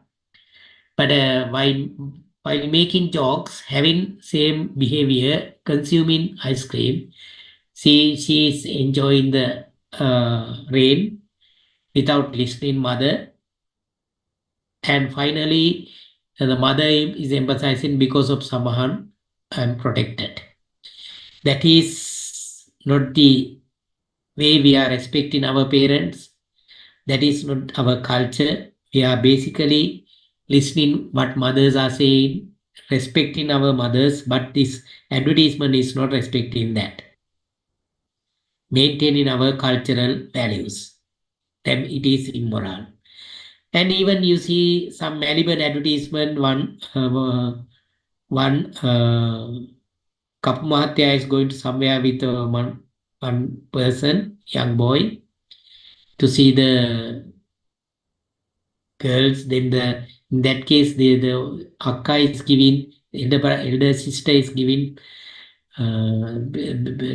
tea or something, then that whatever this person is saying, tika kaluini, they criticize the skin color, and you see that then how do we criticize these kind of human qualities in order to promote our advertisement? Then Angi, the sister, younger sister is coming with something, then that boy is asking Narakadanangi. Then the Nangi is consuming white chocolate and the Akka is consuming black chocolate pup. That's why this color is different. They are even explaining that kind of statement highly unethical, even criticizing the skin color of the people, even the body shape of the people. In order to promote our product, if we use the body shape or human being, human qualities, that is very bad, immoral. Likewise, there are that kind of example advertisements without any shy. They are using these kind of things in order to promote their advertisements. In that case, there are a lot of immoral advertisement you can find when you watch the TV. That is all. They are also highly unethical. Sometimes you never thought that because you didn't feel that unethical, but now you know the ethical frame. Therefore, you can analyze whether it is morally right or wrong, using cultural values, social values, accepted value and norms of the society. Because you have to respect all the people, all the communities, all the religions, otherwise it is immoral. You have to respect all the age levels. If you are going to promote your product uh, by damaging the reputation of the one group of people, it is not good. For an example, these days, sometimes some political party is going to promote their reputation by damaging the attitudes of another set of people. They use the term bio. That term is very bad because at some time people made decision at that time believe in some kind of things, but in front of their their expectations dropping and destroying. Now people have realized, but in order to criticize these kind of things, don't use these kind of terms and don't share that kind of advertisement. And only the thing is, by respecting these people, what they did even at that time, you have to educate these people. You made at that time, you made these kind of mistakes, but you have a chance to correct yourself. Otherwise, if you are going to criticize people, people value, people morality, people previous actions in order to promote your things, that is very bad. That is unethical. Therefore, we don't have right to criticize anyone's actions or any qualities. Only thing is we can educate people in an ethical manner while accepting what you did at that time. Otherwise, if you're going to criticize the things, it will sometimes badly affecting morality of the people. Even though they try to give the votes for this political party, even later they will create rival behavior because you divide these people into one set of a group, and doing so is not good for the especially political parties. Then we have to we can't criticize the people mentioned in their different terms, or because even some good people with a good faith sometimes did something, but later the people realize the mistakes, then they must have a chance to do the something. Then only with our advertisement we have to emphasize what are the mistakes while respecting the action at that time they did. That is the strategic ethical advertisement you can use even for political campaign rather than directly criticizing people or older people. You see, now there are some advertisement criticizing older people and appreciating young people. This is the time for youngest. No, we can't ignore the old segment. Old segment is also very important for all the political parties. If you're going to criticize one set of age group, that is even sometimes they did mistake previously. We have to use in our promotional and advertisement campaign. We while respecting them, we have to promote our image, our reputation.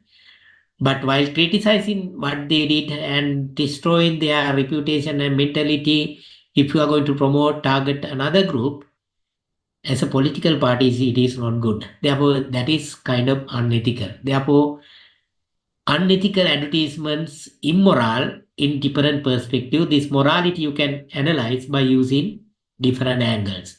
Especially when you learn advertisement, you didn't touch these kind of things. You learn how to prepare digital advertisement, how to prepare social advertisement, TV advertisement, newspaper advertisement, what are the attributes, but this ethical frame is playing big role to develop attractive advertisement to attract all the people without damaging the mindset of any people or any target market or any groups or any competitor even.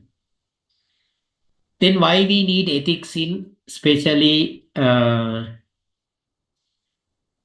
are the ethical issues? For an example, the advertisement critics and advertisement supportive things. These things you all can read and understand.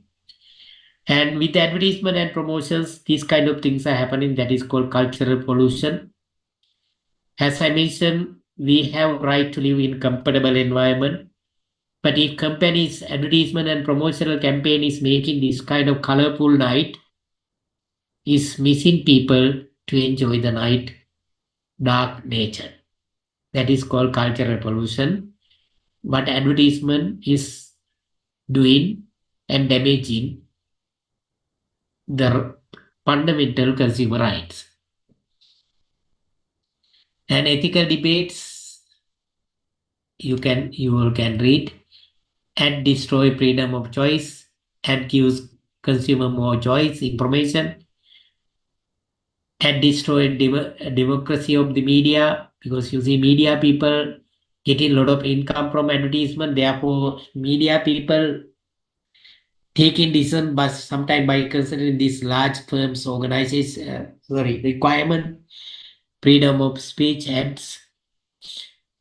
Freedom of speech means even these media firms sustaining by getting income from ads. Without ads, they can't sustain, they can't maintain their media.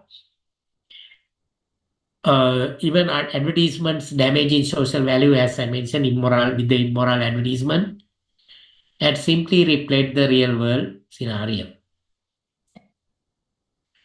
Why we need ethics in marketing? Moral principles and values that gives the actions and decision of an individuals or groups, that is ethics.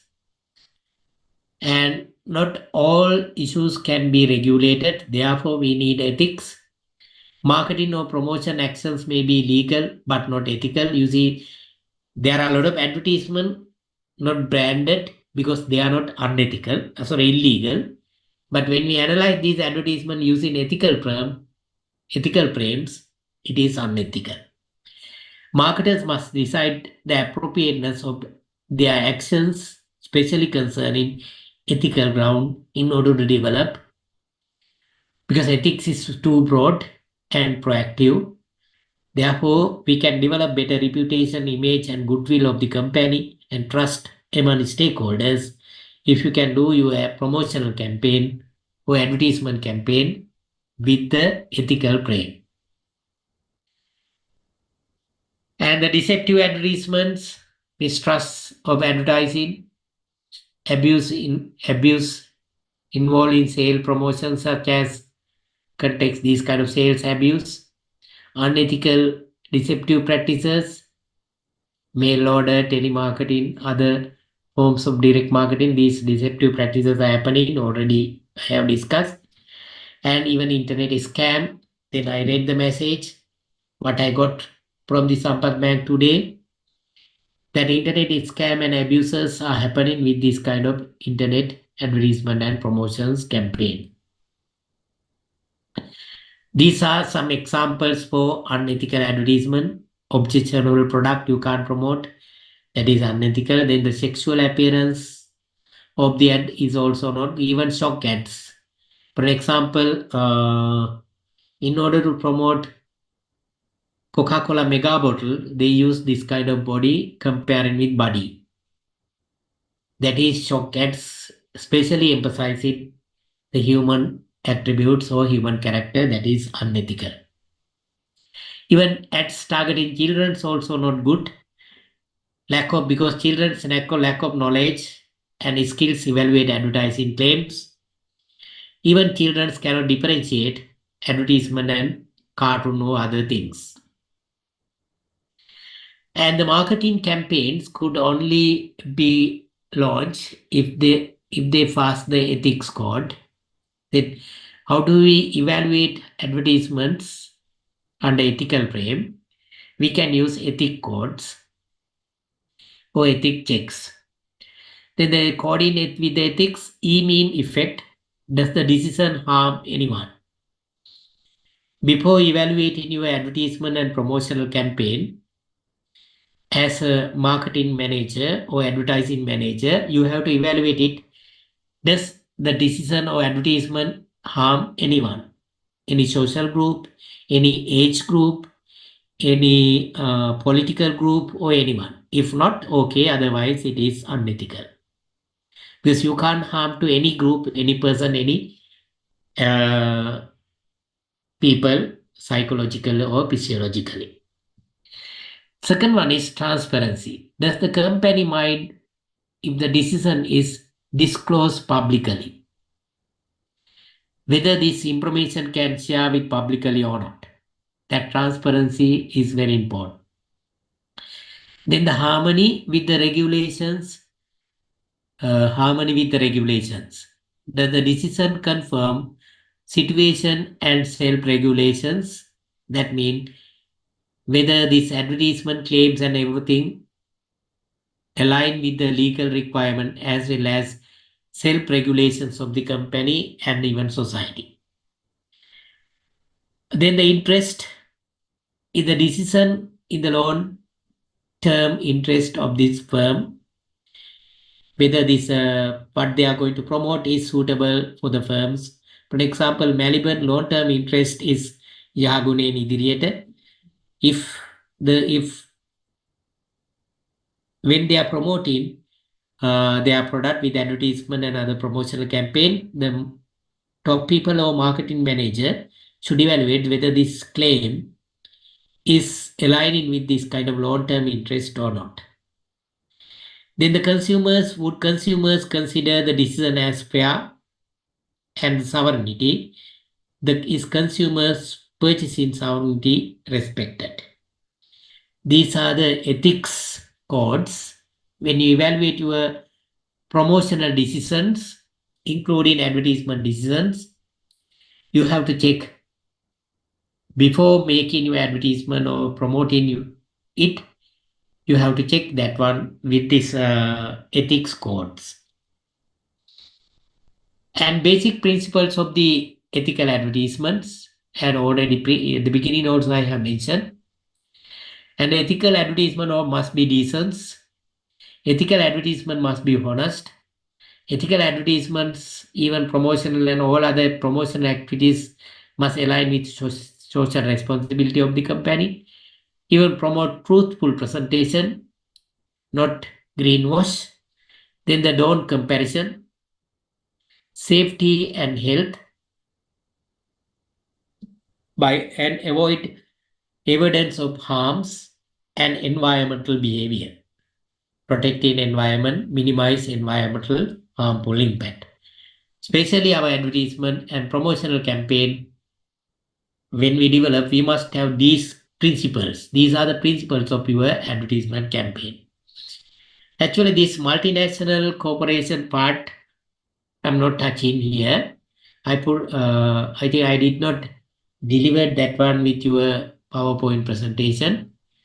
This part is sometimes you will learn under global marketing. Therefore, I'm not touching here. This from here to onward. This multinational company perspective, I think I did not share that part with you, your PowerPoint presentation. Therefore, the ethical advertisements, ethical promotions, ethical marketing part is finished. and the time is now 11:04. We have another 1 hour. We can start pair trade today. Then next week we have next week also I'm taking Thursday morning to 12. First part we have presentations. Presentations normally the maximum number of students is 10, but two groups gave call and asked to increase the number up to 11. I gave permission for them. That means now your ceiling is 11 and you can add, but the issue is, you see, only our ceiling is 11. We can have only one presentation because student participation only today 13. You all can do one presentation. That's enough.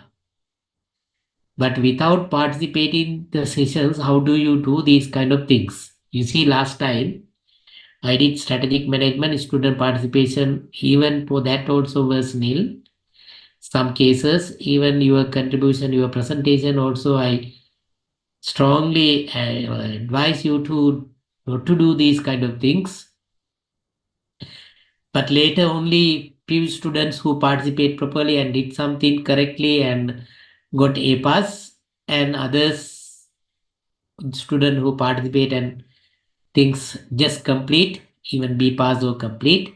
But around 14 students got failed results. Those failed marks answer sheets I went through especially 2 times and check whether I can at least add 1 or 2 marks to put you into pass grade.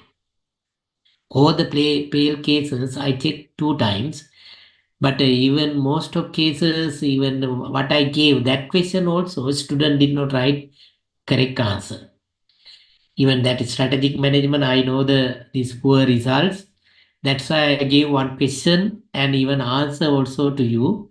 Those students even who did not write answer for that question also, as well as even this BCG matrix. Easily I have mentioned, if you don't have more information, don't go another.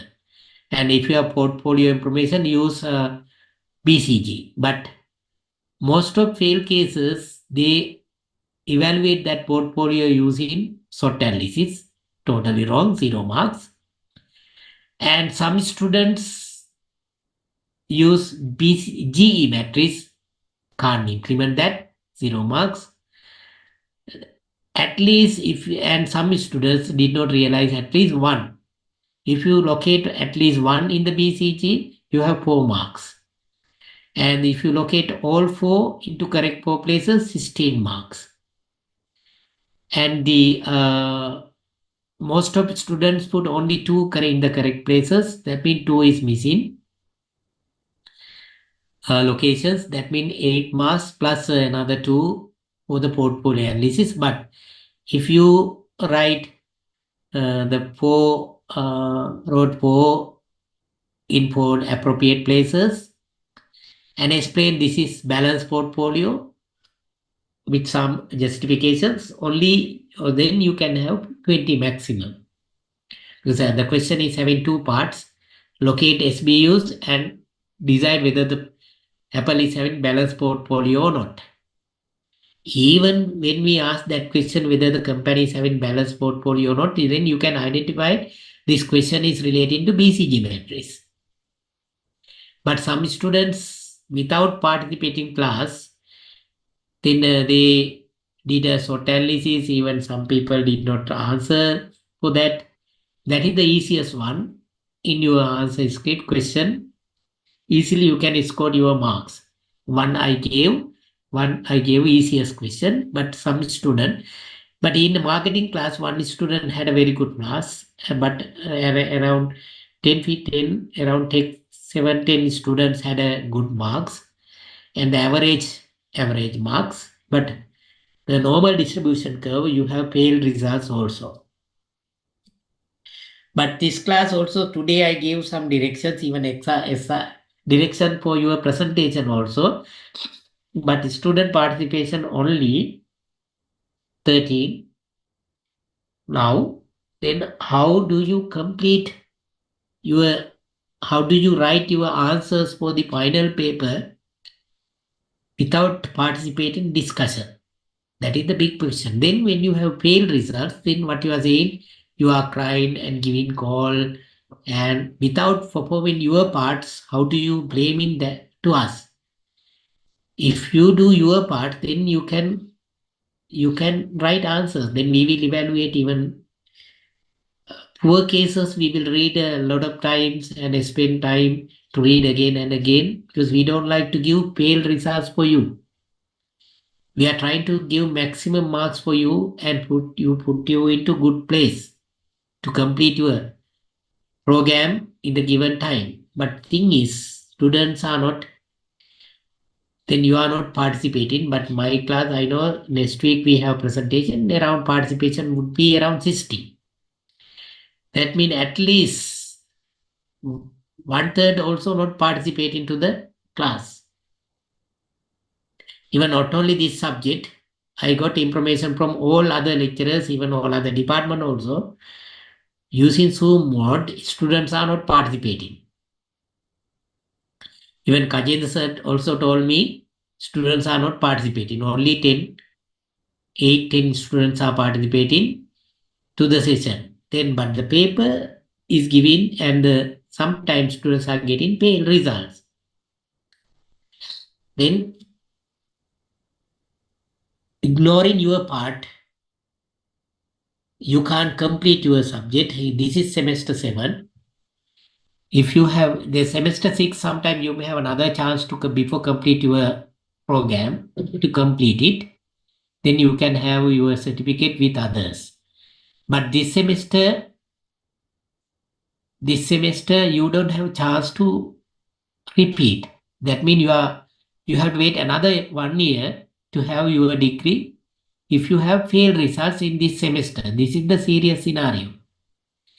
Therefore, especially in this semester, if you undermine academic activities, if you are not caring anything about this, then you have to wait. Your colleagues are taking results. Actually, this message I want to pass to others who are not participating. But you can inform others. If they are not participating, then they have to wait another 1 year to take degree. They can't take degree with you. You all who are participating can have degree this year, but who are not participating and not caring about the academic matters this semester need to wait another 1 year, maybe another 2 years to complete degree. Then your parents, their parents, not you are basically participating. I check physically also you are with me now. When their parent, when you are taking degree, their parents are crying and asking why you are not going convocation. Then sometime after results, sometime they are giving call and crying, sir, I have failed results. What to do? Can't help. Because we are also not willing to give failed results to you. We always try to give pass marks to you. But the thing is, if you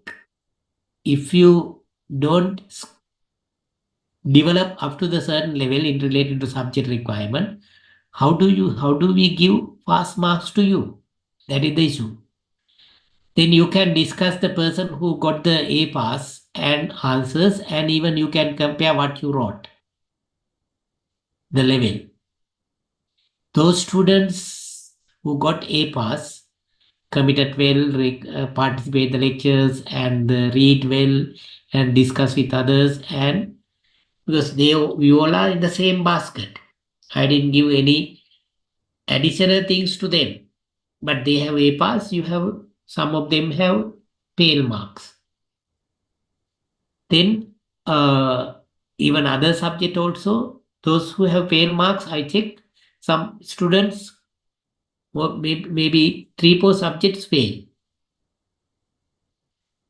Then those students, even when I analyze student participation even this semester, student participation, even those students are not taking lessons, not caring and not participating, and especially after having results, or then only they open the eyes and giving calls and crying.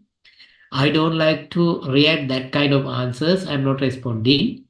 Especially, I'm giving an advise you, students who do not participate, please read, because, and even please discuss with the concepts with other students, especially this subject or this subject.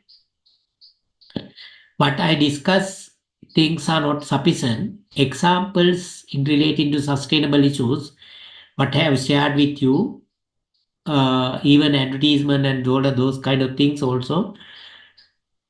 You need to write the answer for this. Even today, I gave some directions to you how to prepare your presentation. Presentation we will arrange in next week. Next week also I'm taking 8 to 12. Without participating sessions, you can't have.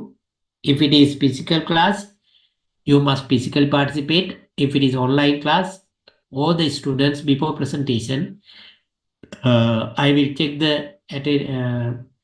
your faces using video, and throughout your presentation, you have to on your video. And that is the condition. That means your participation is very important. Then next week you can realize total number of student participation for this class.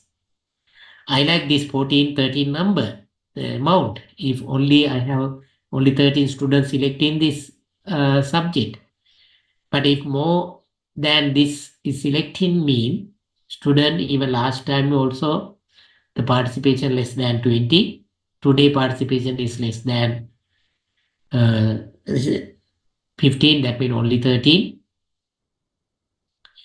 By doing so, you can write the answers for these subjects because they are highly practical. We want to share something practical, and even my questions also not open book, closed book. And right. If you like, we can, because next week we have presentation and the fair trade, as well as one presentation I did not touch. Okay, I can just go through that one, what I did not chat, and the next week I can postpone fair trade and other one.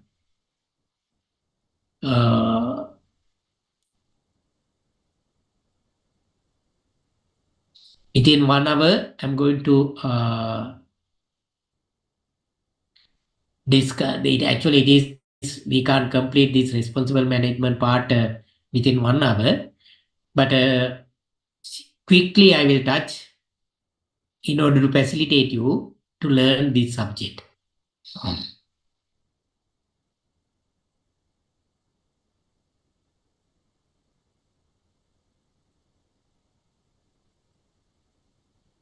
This is the session I shared you previously. But I open like this and wait around 30 minutes. No one, no, even my link also I sent 1 or 2 days before, but no one with this presentation, then I cancel. But you have one question from this part also. One question, or at least 50% of the one question based on this responsible management part. Actually, in a sustainable business, responsible management, or as a responsible sustainable marketing, responsible management is the background. Without responsible management, no sustainability.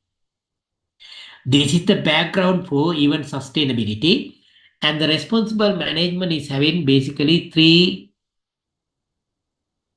pillars or 3 elements.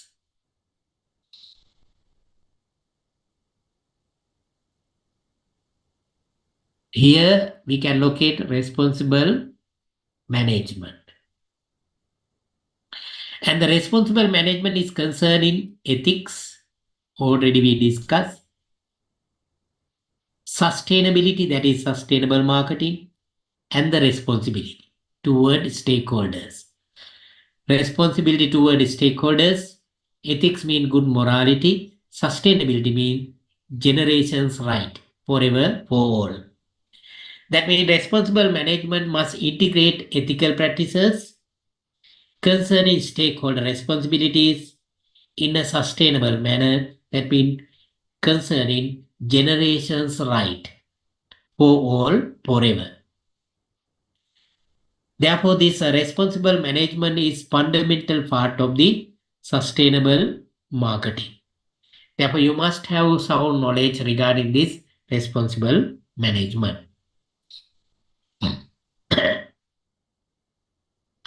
Then the responsible management is basically concerning triple bottom line. As I mentioned, people, planet, and profit.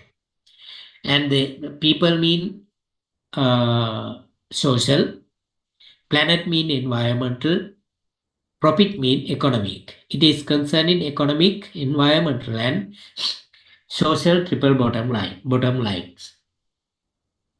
And organization should create value for these multiple dimensions: people, planet, and profit. The responsible management is concerning that. If you do irresponsible manner, sometimes we are making these kind of disaster. For example, this plant is blessing to this land. But what our people are doing, and it is not harming to this land. When our agricultural sector or our farmers, what they are doing, without concerning the requirement, when they are cleaning the land, they just cut these trees and clean whole lands and open the soil into sand, into rain, sun, and wind. And ultimately, what will happen?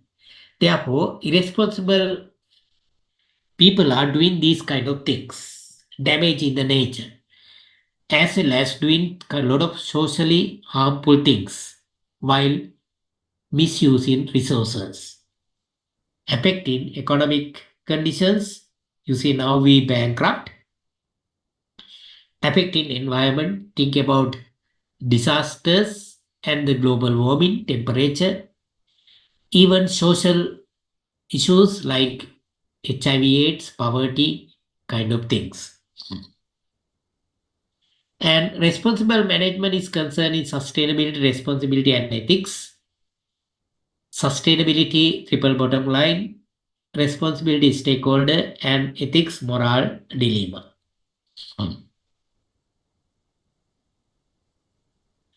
And sustainability, we have different global issues.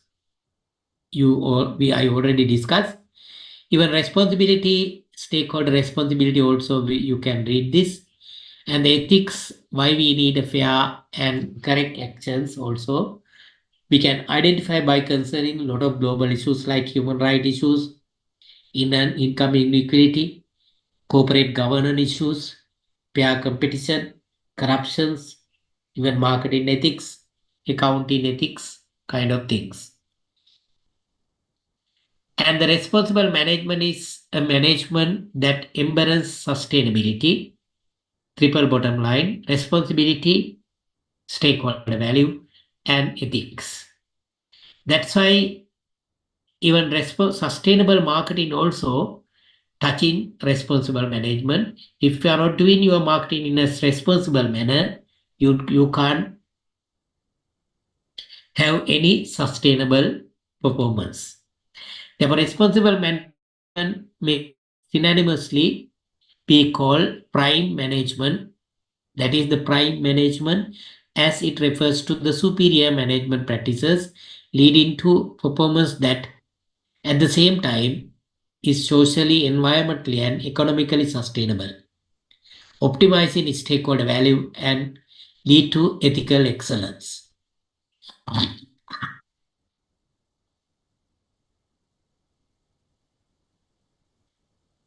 Even sustainable marketing also, without having these three, we can achieve. Therefore, as a sustainable marketing students, you must know something about responsible management.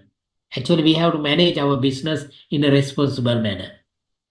But most of cases, you can see irresponsible practices. And the responsible management is basically sustainability management, responsibility management, and ethical excellence. And as I mentioned, it is concerning three things: ethics, sustainability, and responsibility. You see, some companies are located in area like 8. They don't ethical. They are not concerned in anything about sustainability and responsibility. In Sri Lanka, we have a lot of examples located in area like 8. And ethics, doing good things but not concerned in sustainability and responsibility. 7 is concerned in sustainability, no ethics, no responsibility. 6 is concerned in responsibility, but no other two. Some companies are located to only ethics and responsibility, no generation right. Some companies number 3, no ethics. Some companies number 4, no responsibility, stakeholder responsibility. Then you can see what is this prime management. Prime management is basically number 1. The prime management is concerned in sustainability, responsibility, and ethics, while applying management practices more efficiently and effectively.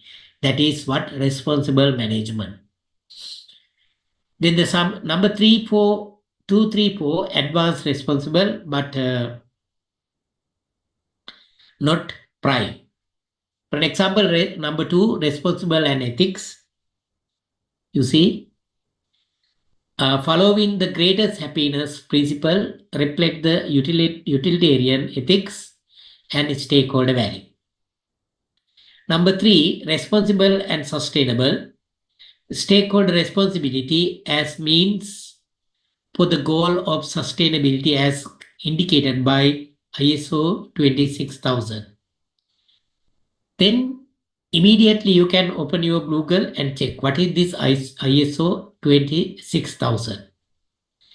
ISO 26000 is specializing on environmental matters, environmental responsibilities of the company. Then the responsible and sustainable business is basically aligned with ISO 26000, but not ethics. And the ethical and sustainable following strict environmental ethics approach that makes environmental sustainable, dominates stakeholder value, and part of broader stakeholder value optimization. In that case, not concerning stakeholder like owners, profit, employees, well-being kind of things. And number 5, only morally excellent. That is emerging responsible, and the responsibility optimize stakeholder value and the optimize triple bottom line. But number 8 is irresponsible managers, non-sustainable, irresponsible, and unethical. There are some companies who are importing hospital garbage is doing like that. Non-sustainable, irresponsible, and unethical. And the relationship between classic management thinking and responsible management. Top 3 recommendations for the management of the future. Because the modern responsible management is concerning the responsible toward future, higher purpose of management oriented toward noble socially significant goals, and the integrate community, citizenship, and stakeholder thinking in management system, and a restructured management philosophical foundation toward integration with triple bottom line. These are the foundation philosophical changes of the responsible management.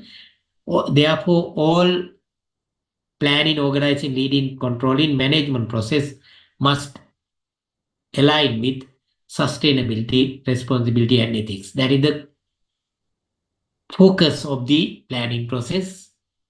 is responsible management. And the responsible management is concerned in three areas: actors, stakeholder, and impact.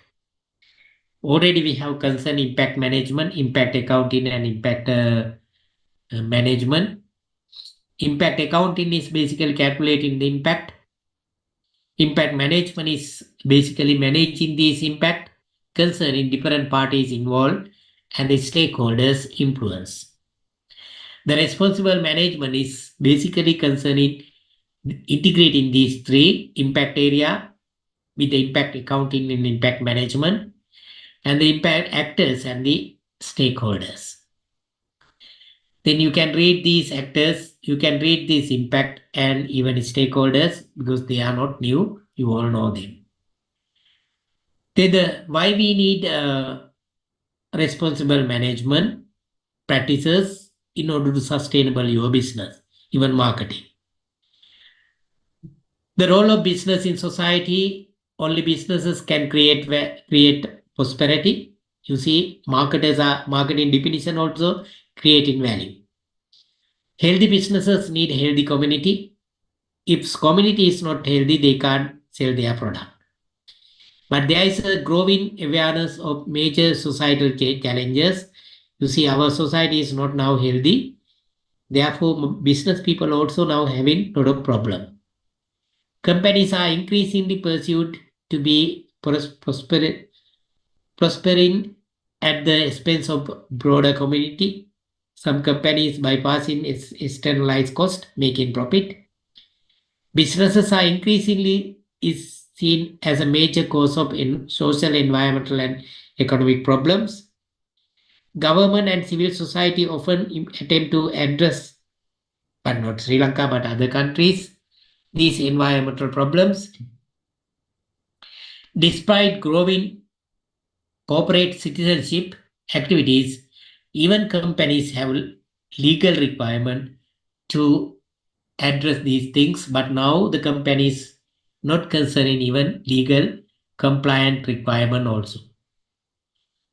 Then the role of the community in the communities, especially in order to fulfill social requirement, companies are doing two things. One thing is philanthropic activities, another one is CSR, but CSR also not sufficient. Now we are talking CSV, shared value concept, creating shared value.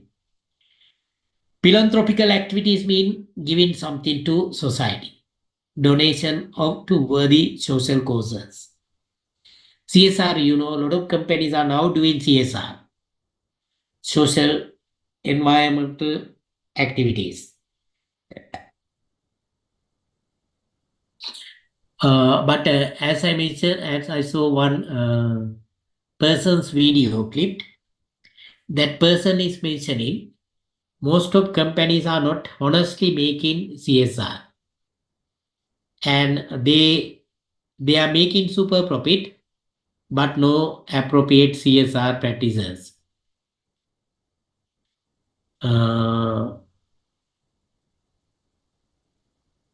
That person is clearly indicating that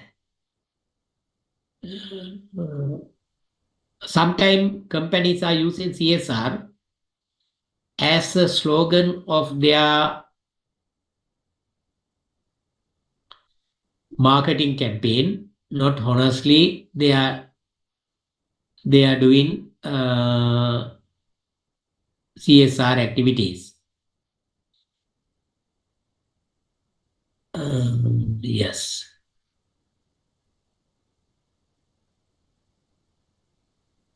I searched that video, but it's still not available.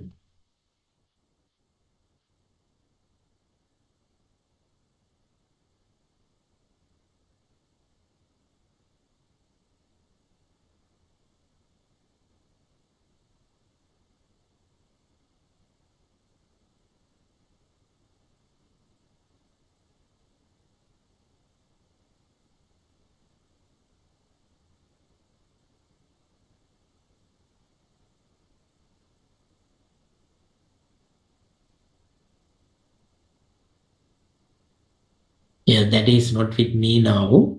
But however, Companies making super profit, but only just as marketing purpose. They do different type of activities. They are not actually real CSR. Companies are not doing CSR. They are doing different kind of philanthropic activities in order to make their reputation and promote their brands.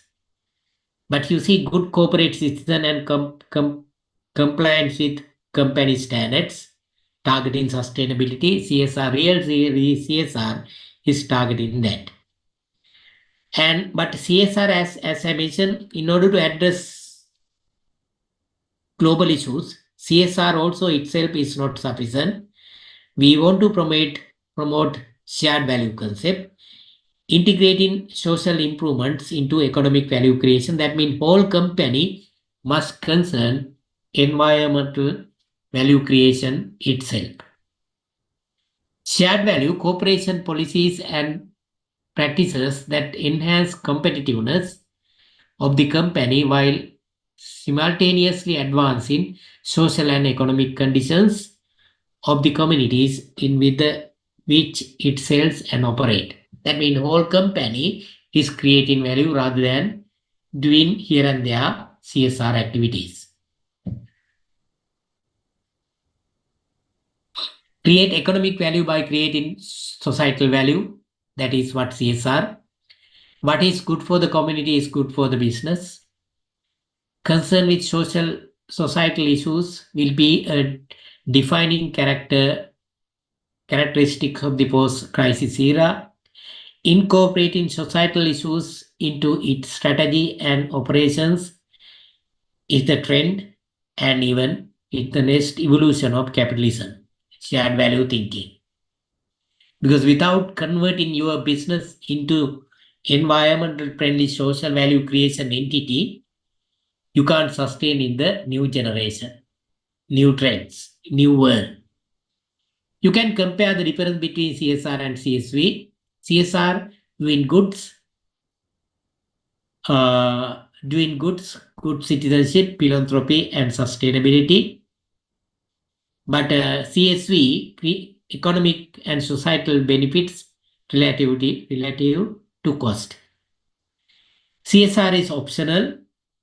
We have say CSR budget separately. CSR department or marketing department is doing that. But CSV is integral to competing. That is the business. Then the CSR separate from profit maximization, but CSV is essential to profit maximization. CSR agenda externally is determined because you can identify CSR activities at the beginning of the year. You can allocate money and based on your budget, separate department is doing that. But CSV is the business. Therefore, agenda is business specific. The impact is limited by the corporate footprint or CSR budget. Corporate footprint means where the companies operate or the budget, what is the amount they allocate. CSV is mobilize the entire company budget. But both CSR and CSV compliance with the law and the ethical standard and reducing harmful corporate activities are assumed. These are the common things. And the company productivity is depend on these kind of social works. That means societal needs and economic value creation. Then these are the societal needs: energy use, environmental impact, supplier viability, employee skills, enhancing gender and racial equity, work safety, employee health, water use, energy use. These all are social needs. We have to do them effectively. And it is creating company value also. Company also getting benefits and increasing company productivity. Therefore, if you can create CSR, shared value, even company also getting benefits and increasing company productivity and reducing the company cost. CSR things you can read. and the issues already discussed. These are the CSR pyramid, Carroll pyramid. And CSR is basically concerned in economic responsibility, legal responsibility, ethical responsibility, and philanthropic responsibility. How do you convert your business into CSR using this spectrum? You can identify illegal, unethical, irresponsible business to responsible business, and the requirement of this and the people expectations of these responsibilities and the benefits of the CSR. Just I touch these things. Now you can read and understand what is this responsible management. But you have read more article. I did not discuss any examples. Using these guidance directions, you can understand what is this and what is the vitality of CSV, especially shared value concept. How companies share in value with the society and the nature in order to make profit, and the vitality of that approach as a responsible business.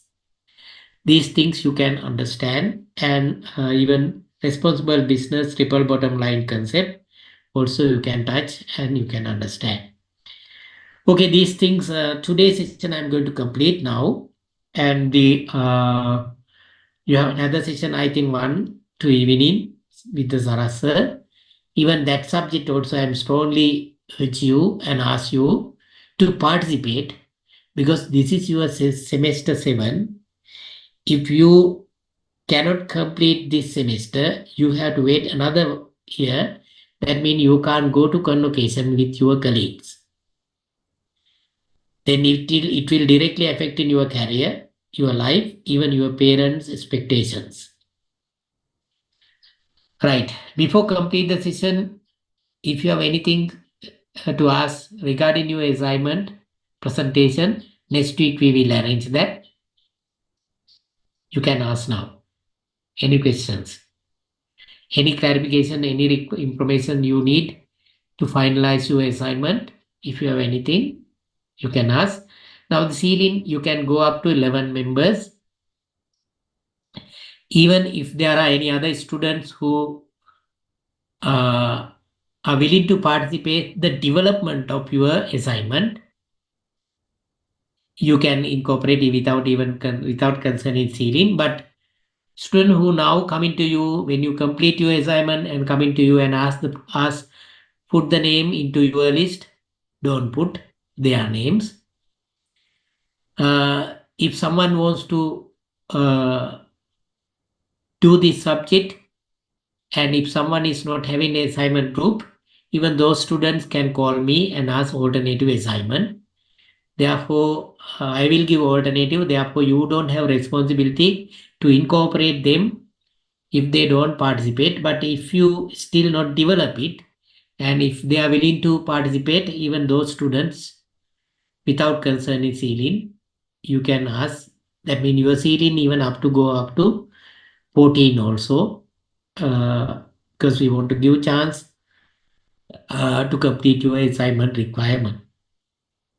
But if someone is coming to you and asks without helping you or without contributing, don't accommodate them into your group. That is not ethical. That is, even they are not learning anything. Even in the future also, they may try to use these kind of things even at the working place. Therefore, don't accommodate these kind of people, but who the student who want to contribute your presentation without concerning ceiling, you can accommodate those students. But maximum around 12 or maximum around 13. You can go up to 13. But I think already now you have completed your assignment. Therefore, you cannot add after this. You cannot add new name. If you complete your assignment, after that you don't add other names. Sometime I will ask question individually, because your video you have to on all the times, and physically not using chat box. You have to give the answer when I ask questions for your to check your participation. Only I will check the participation. If I pursued someone is not participating properly, then those students I will ask question, otherwise I'm not asking question. But I will check whether you participate properly or not. If you have more members, if you have 10 members or maximum 11 members, I don't ask question.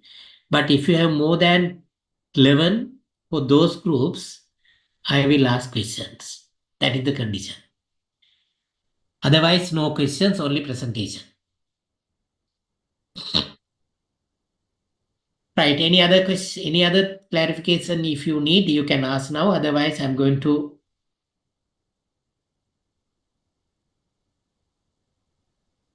Yes. If it is physical mode, if you can come to university next week, we are using physical modes to do the presentation. In that case, if you have drama, that drama you have to play at the stage. They are physically. But if you then if we have to use online mode, the drama you have to play somewhere and make a video and put video into presentation.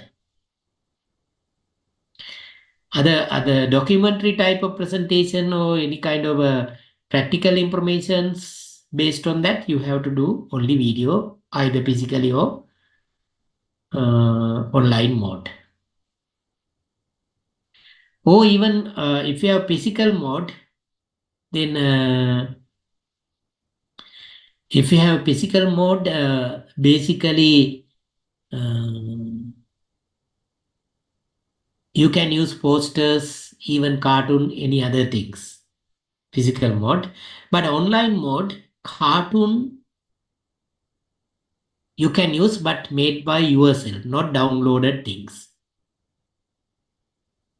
If you can create cartoon roles and things rather than downloading something, because when you use these kind of things, then I will check with the internet whether Google is available, these kind of things, marks is reducing. But if you develop your own cartoon, if you have competency for that, animations, these kind of things, okay. But they must be your own things created by yourself or your group.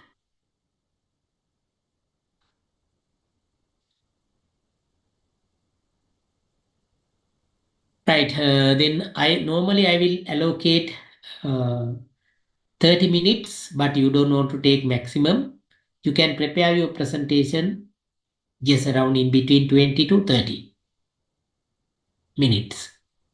Sorry, 15 to 20 minutes. 15 to 20. But basically, I will allocate 30 minutes per each group.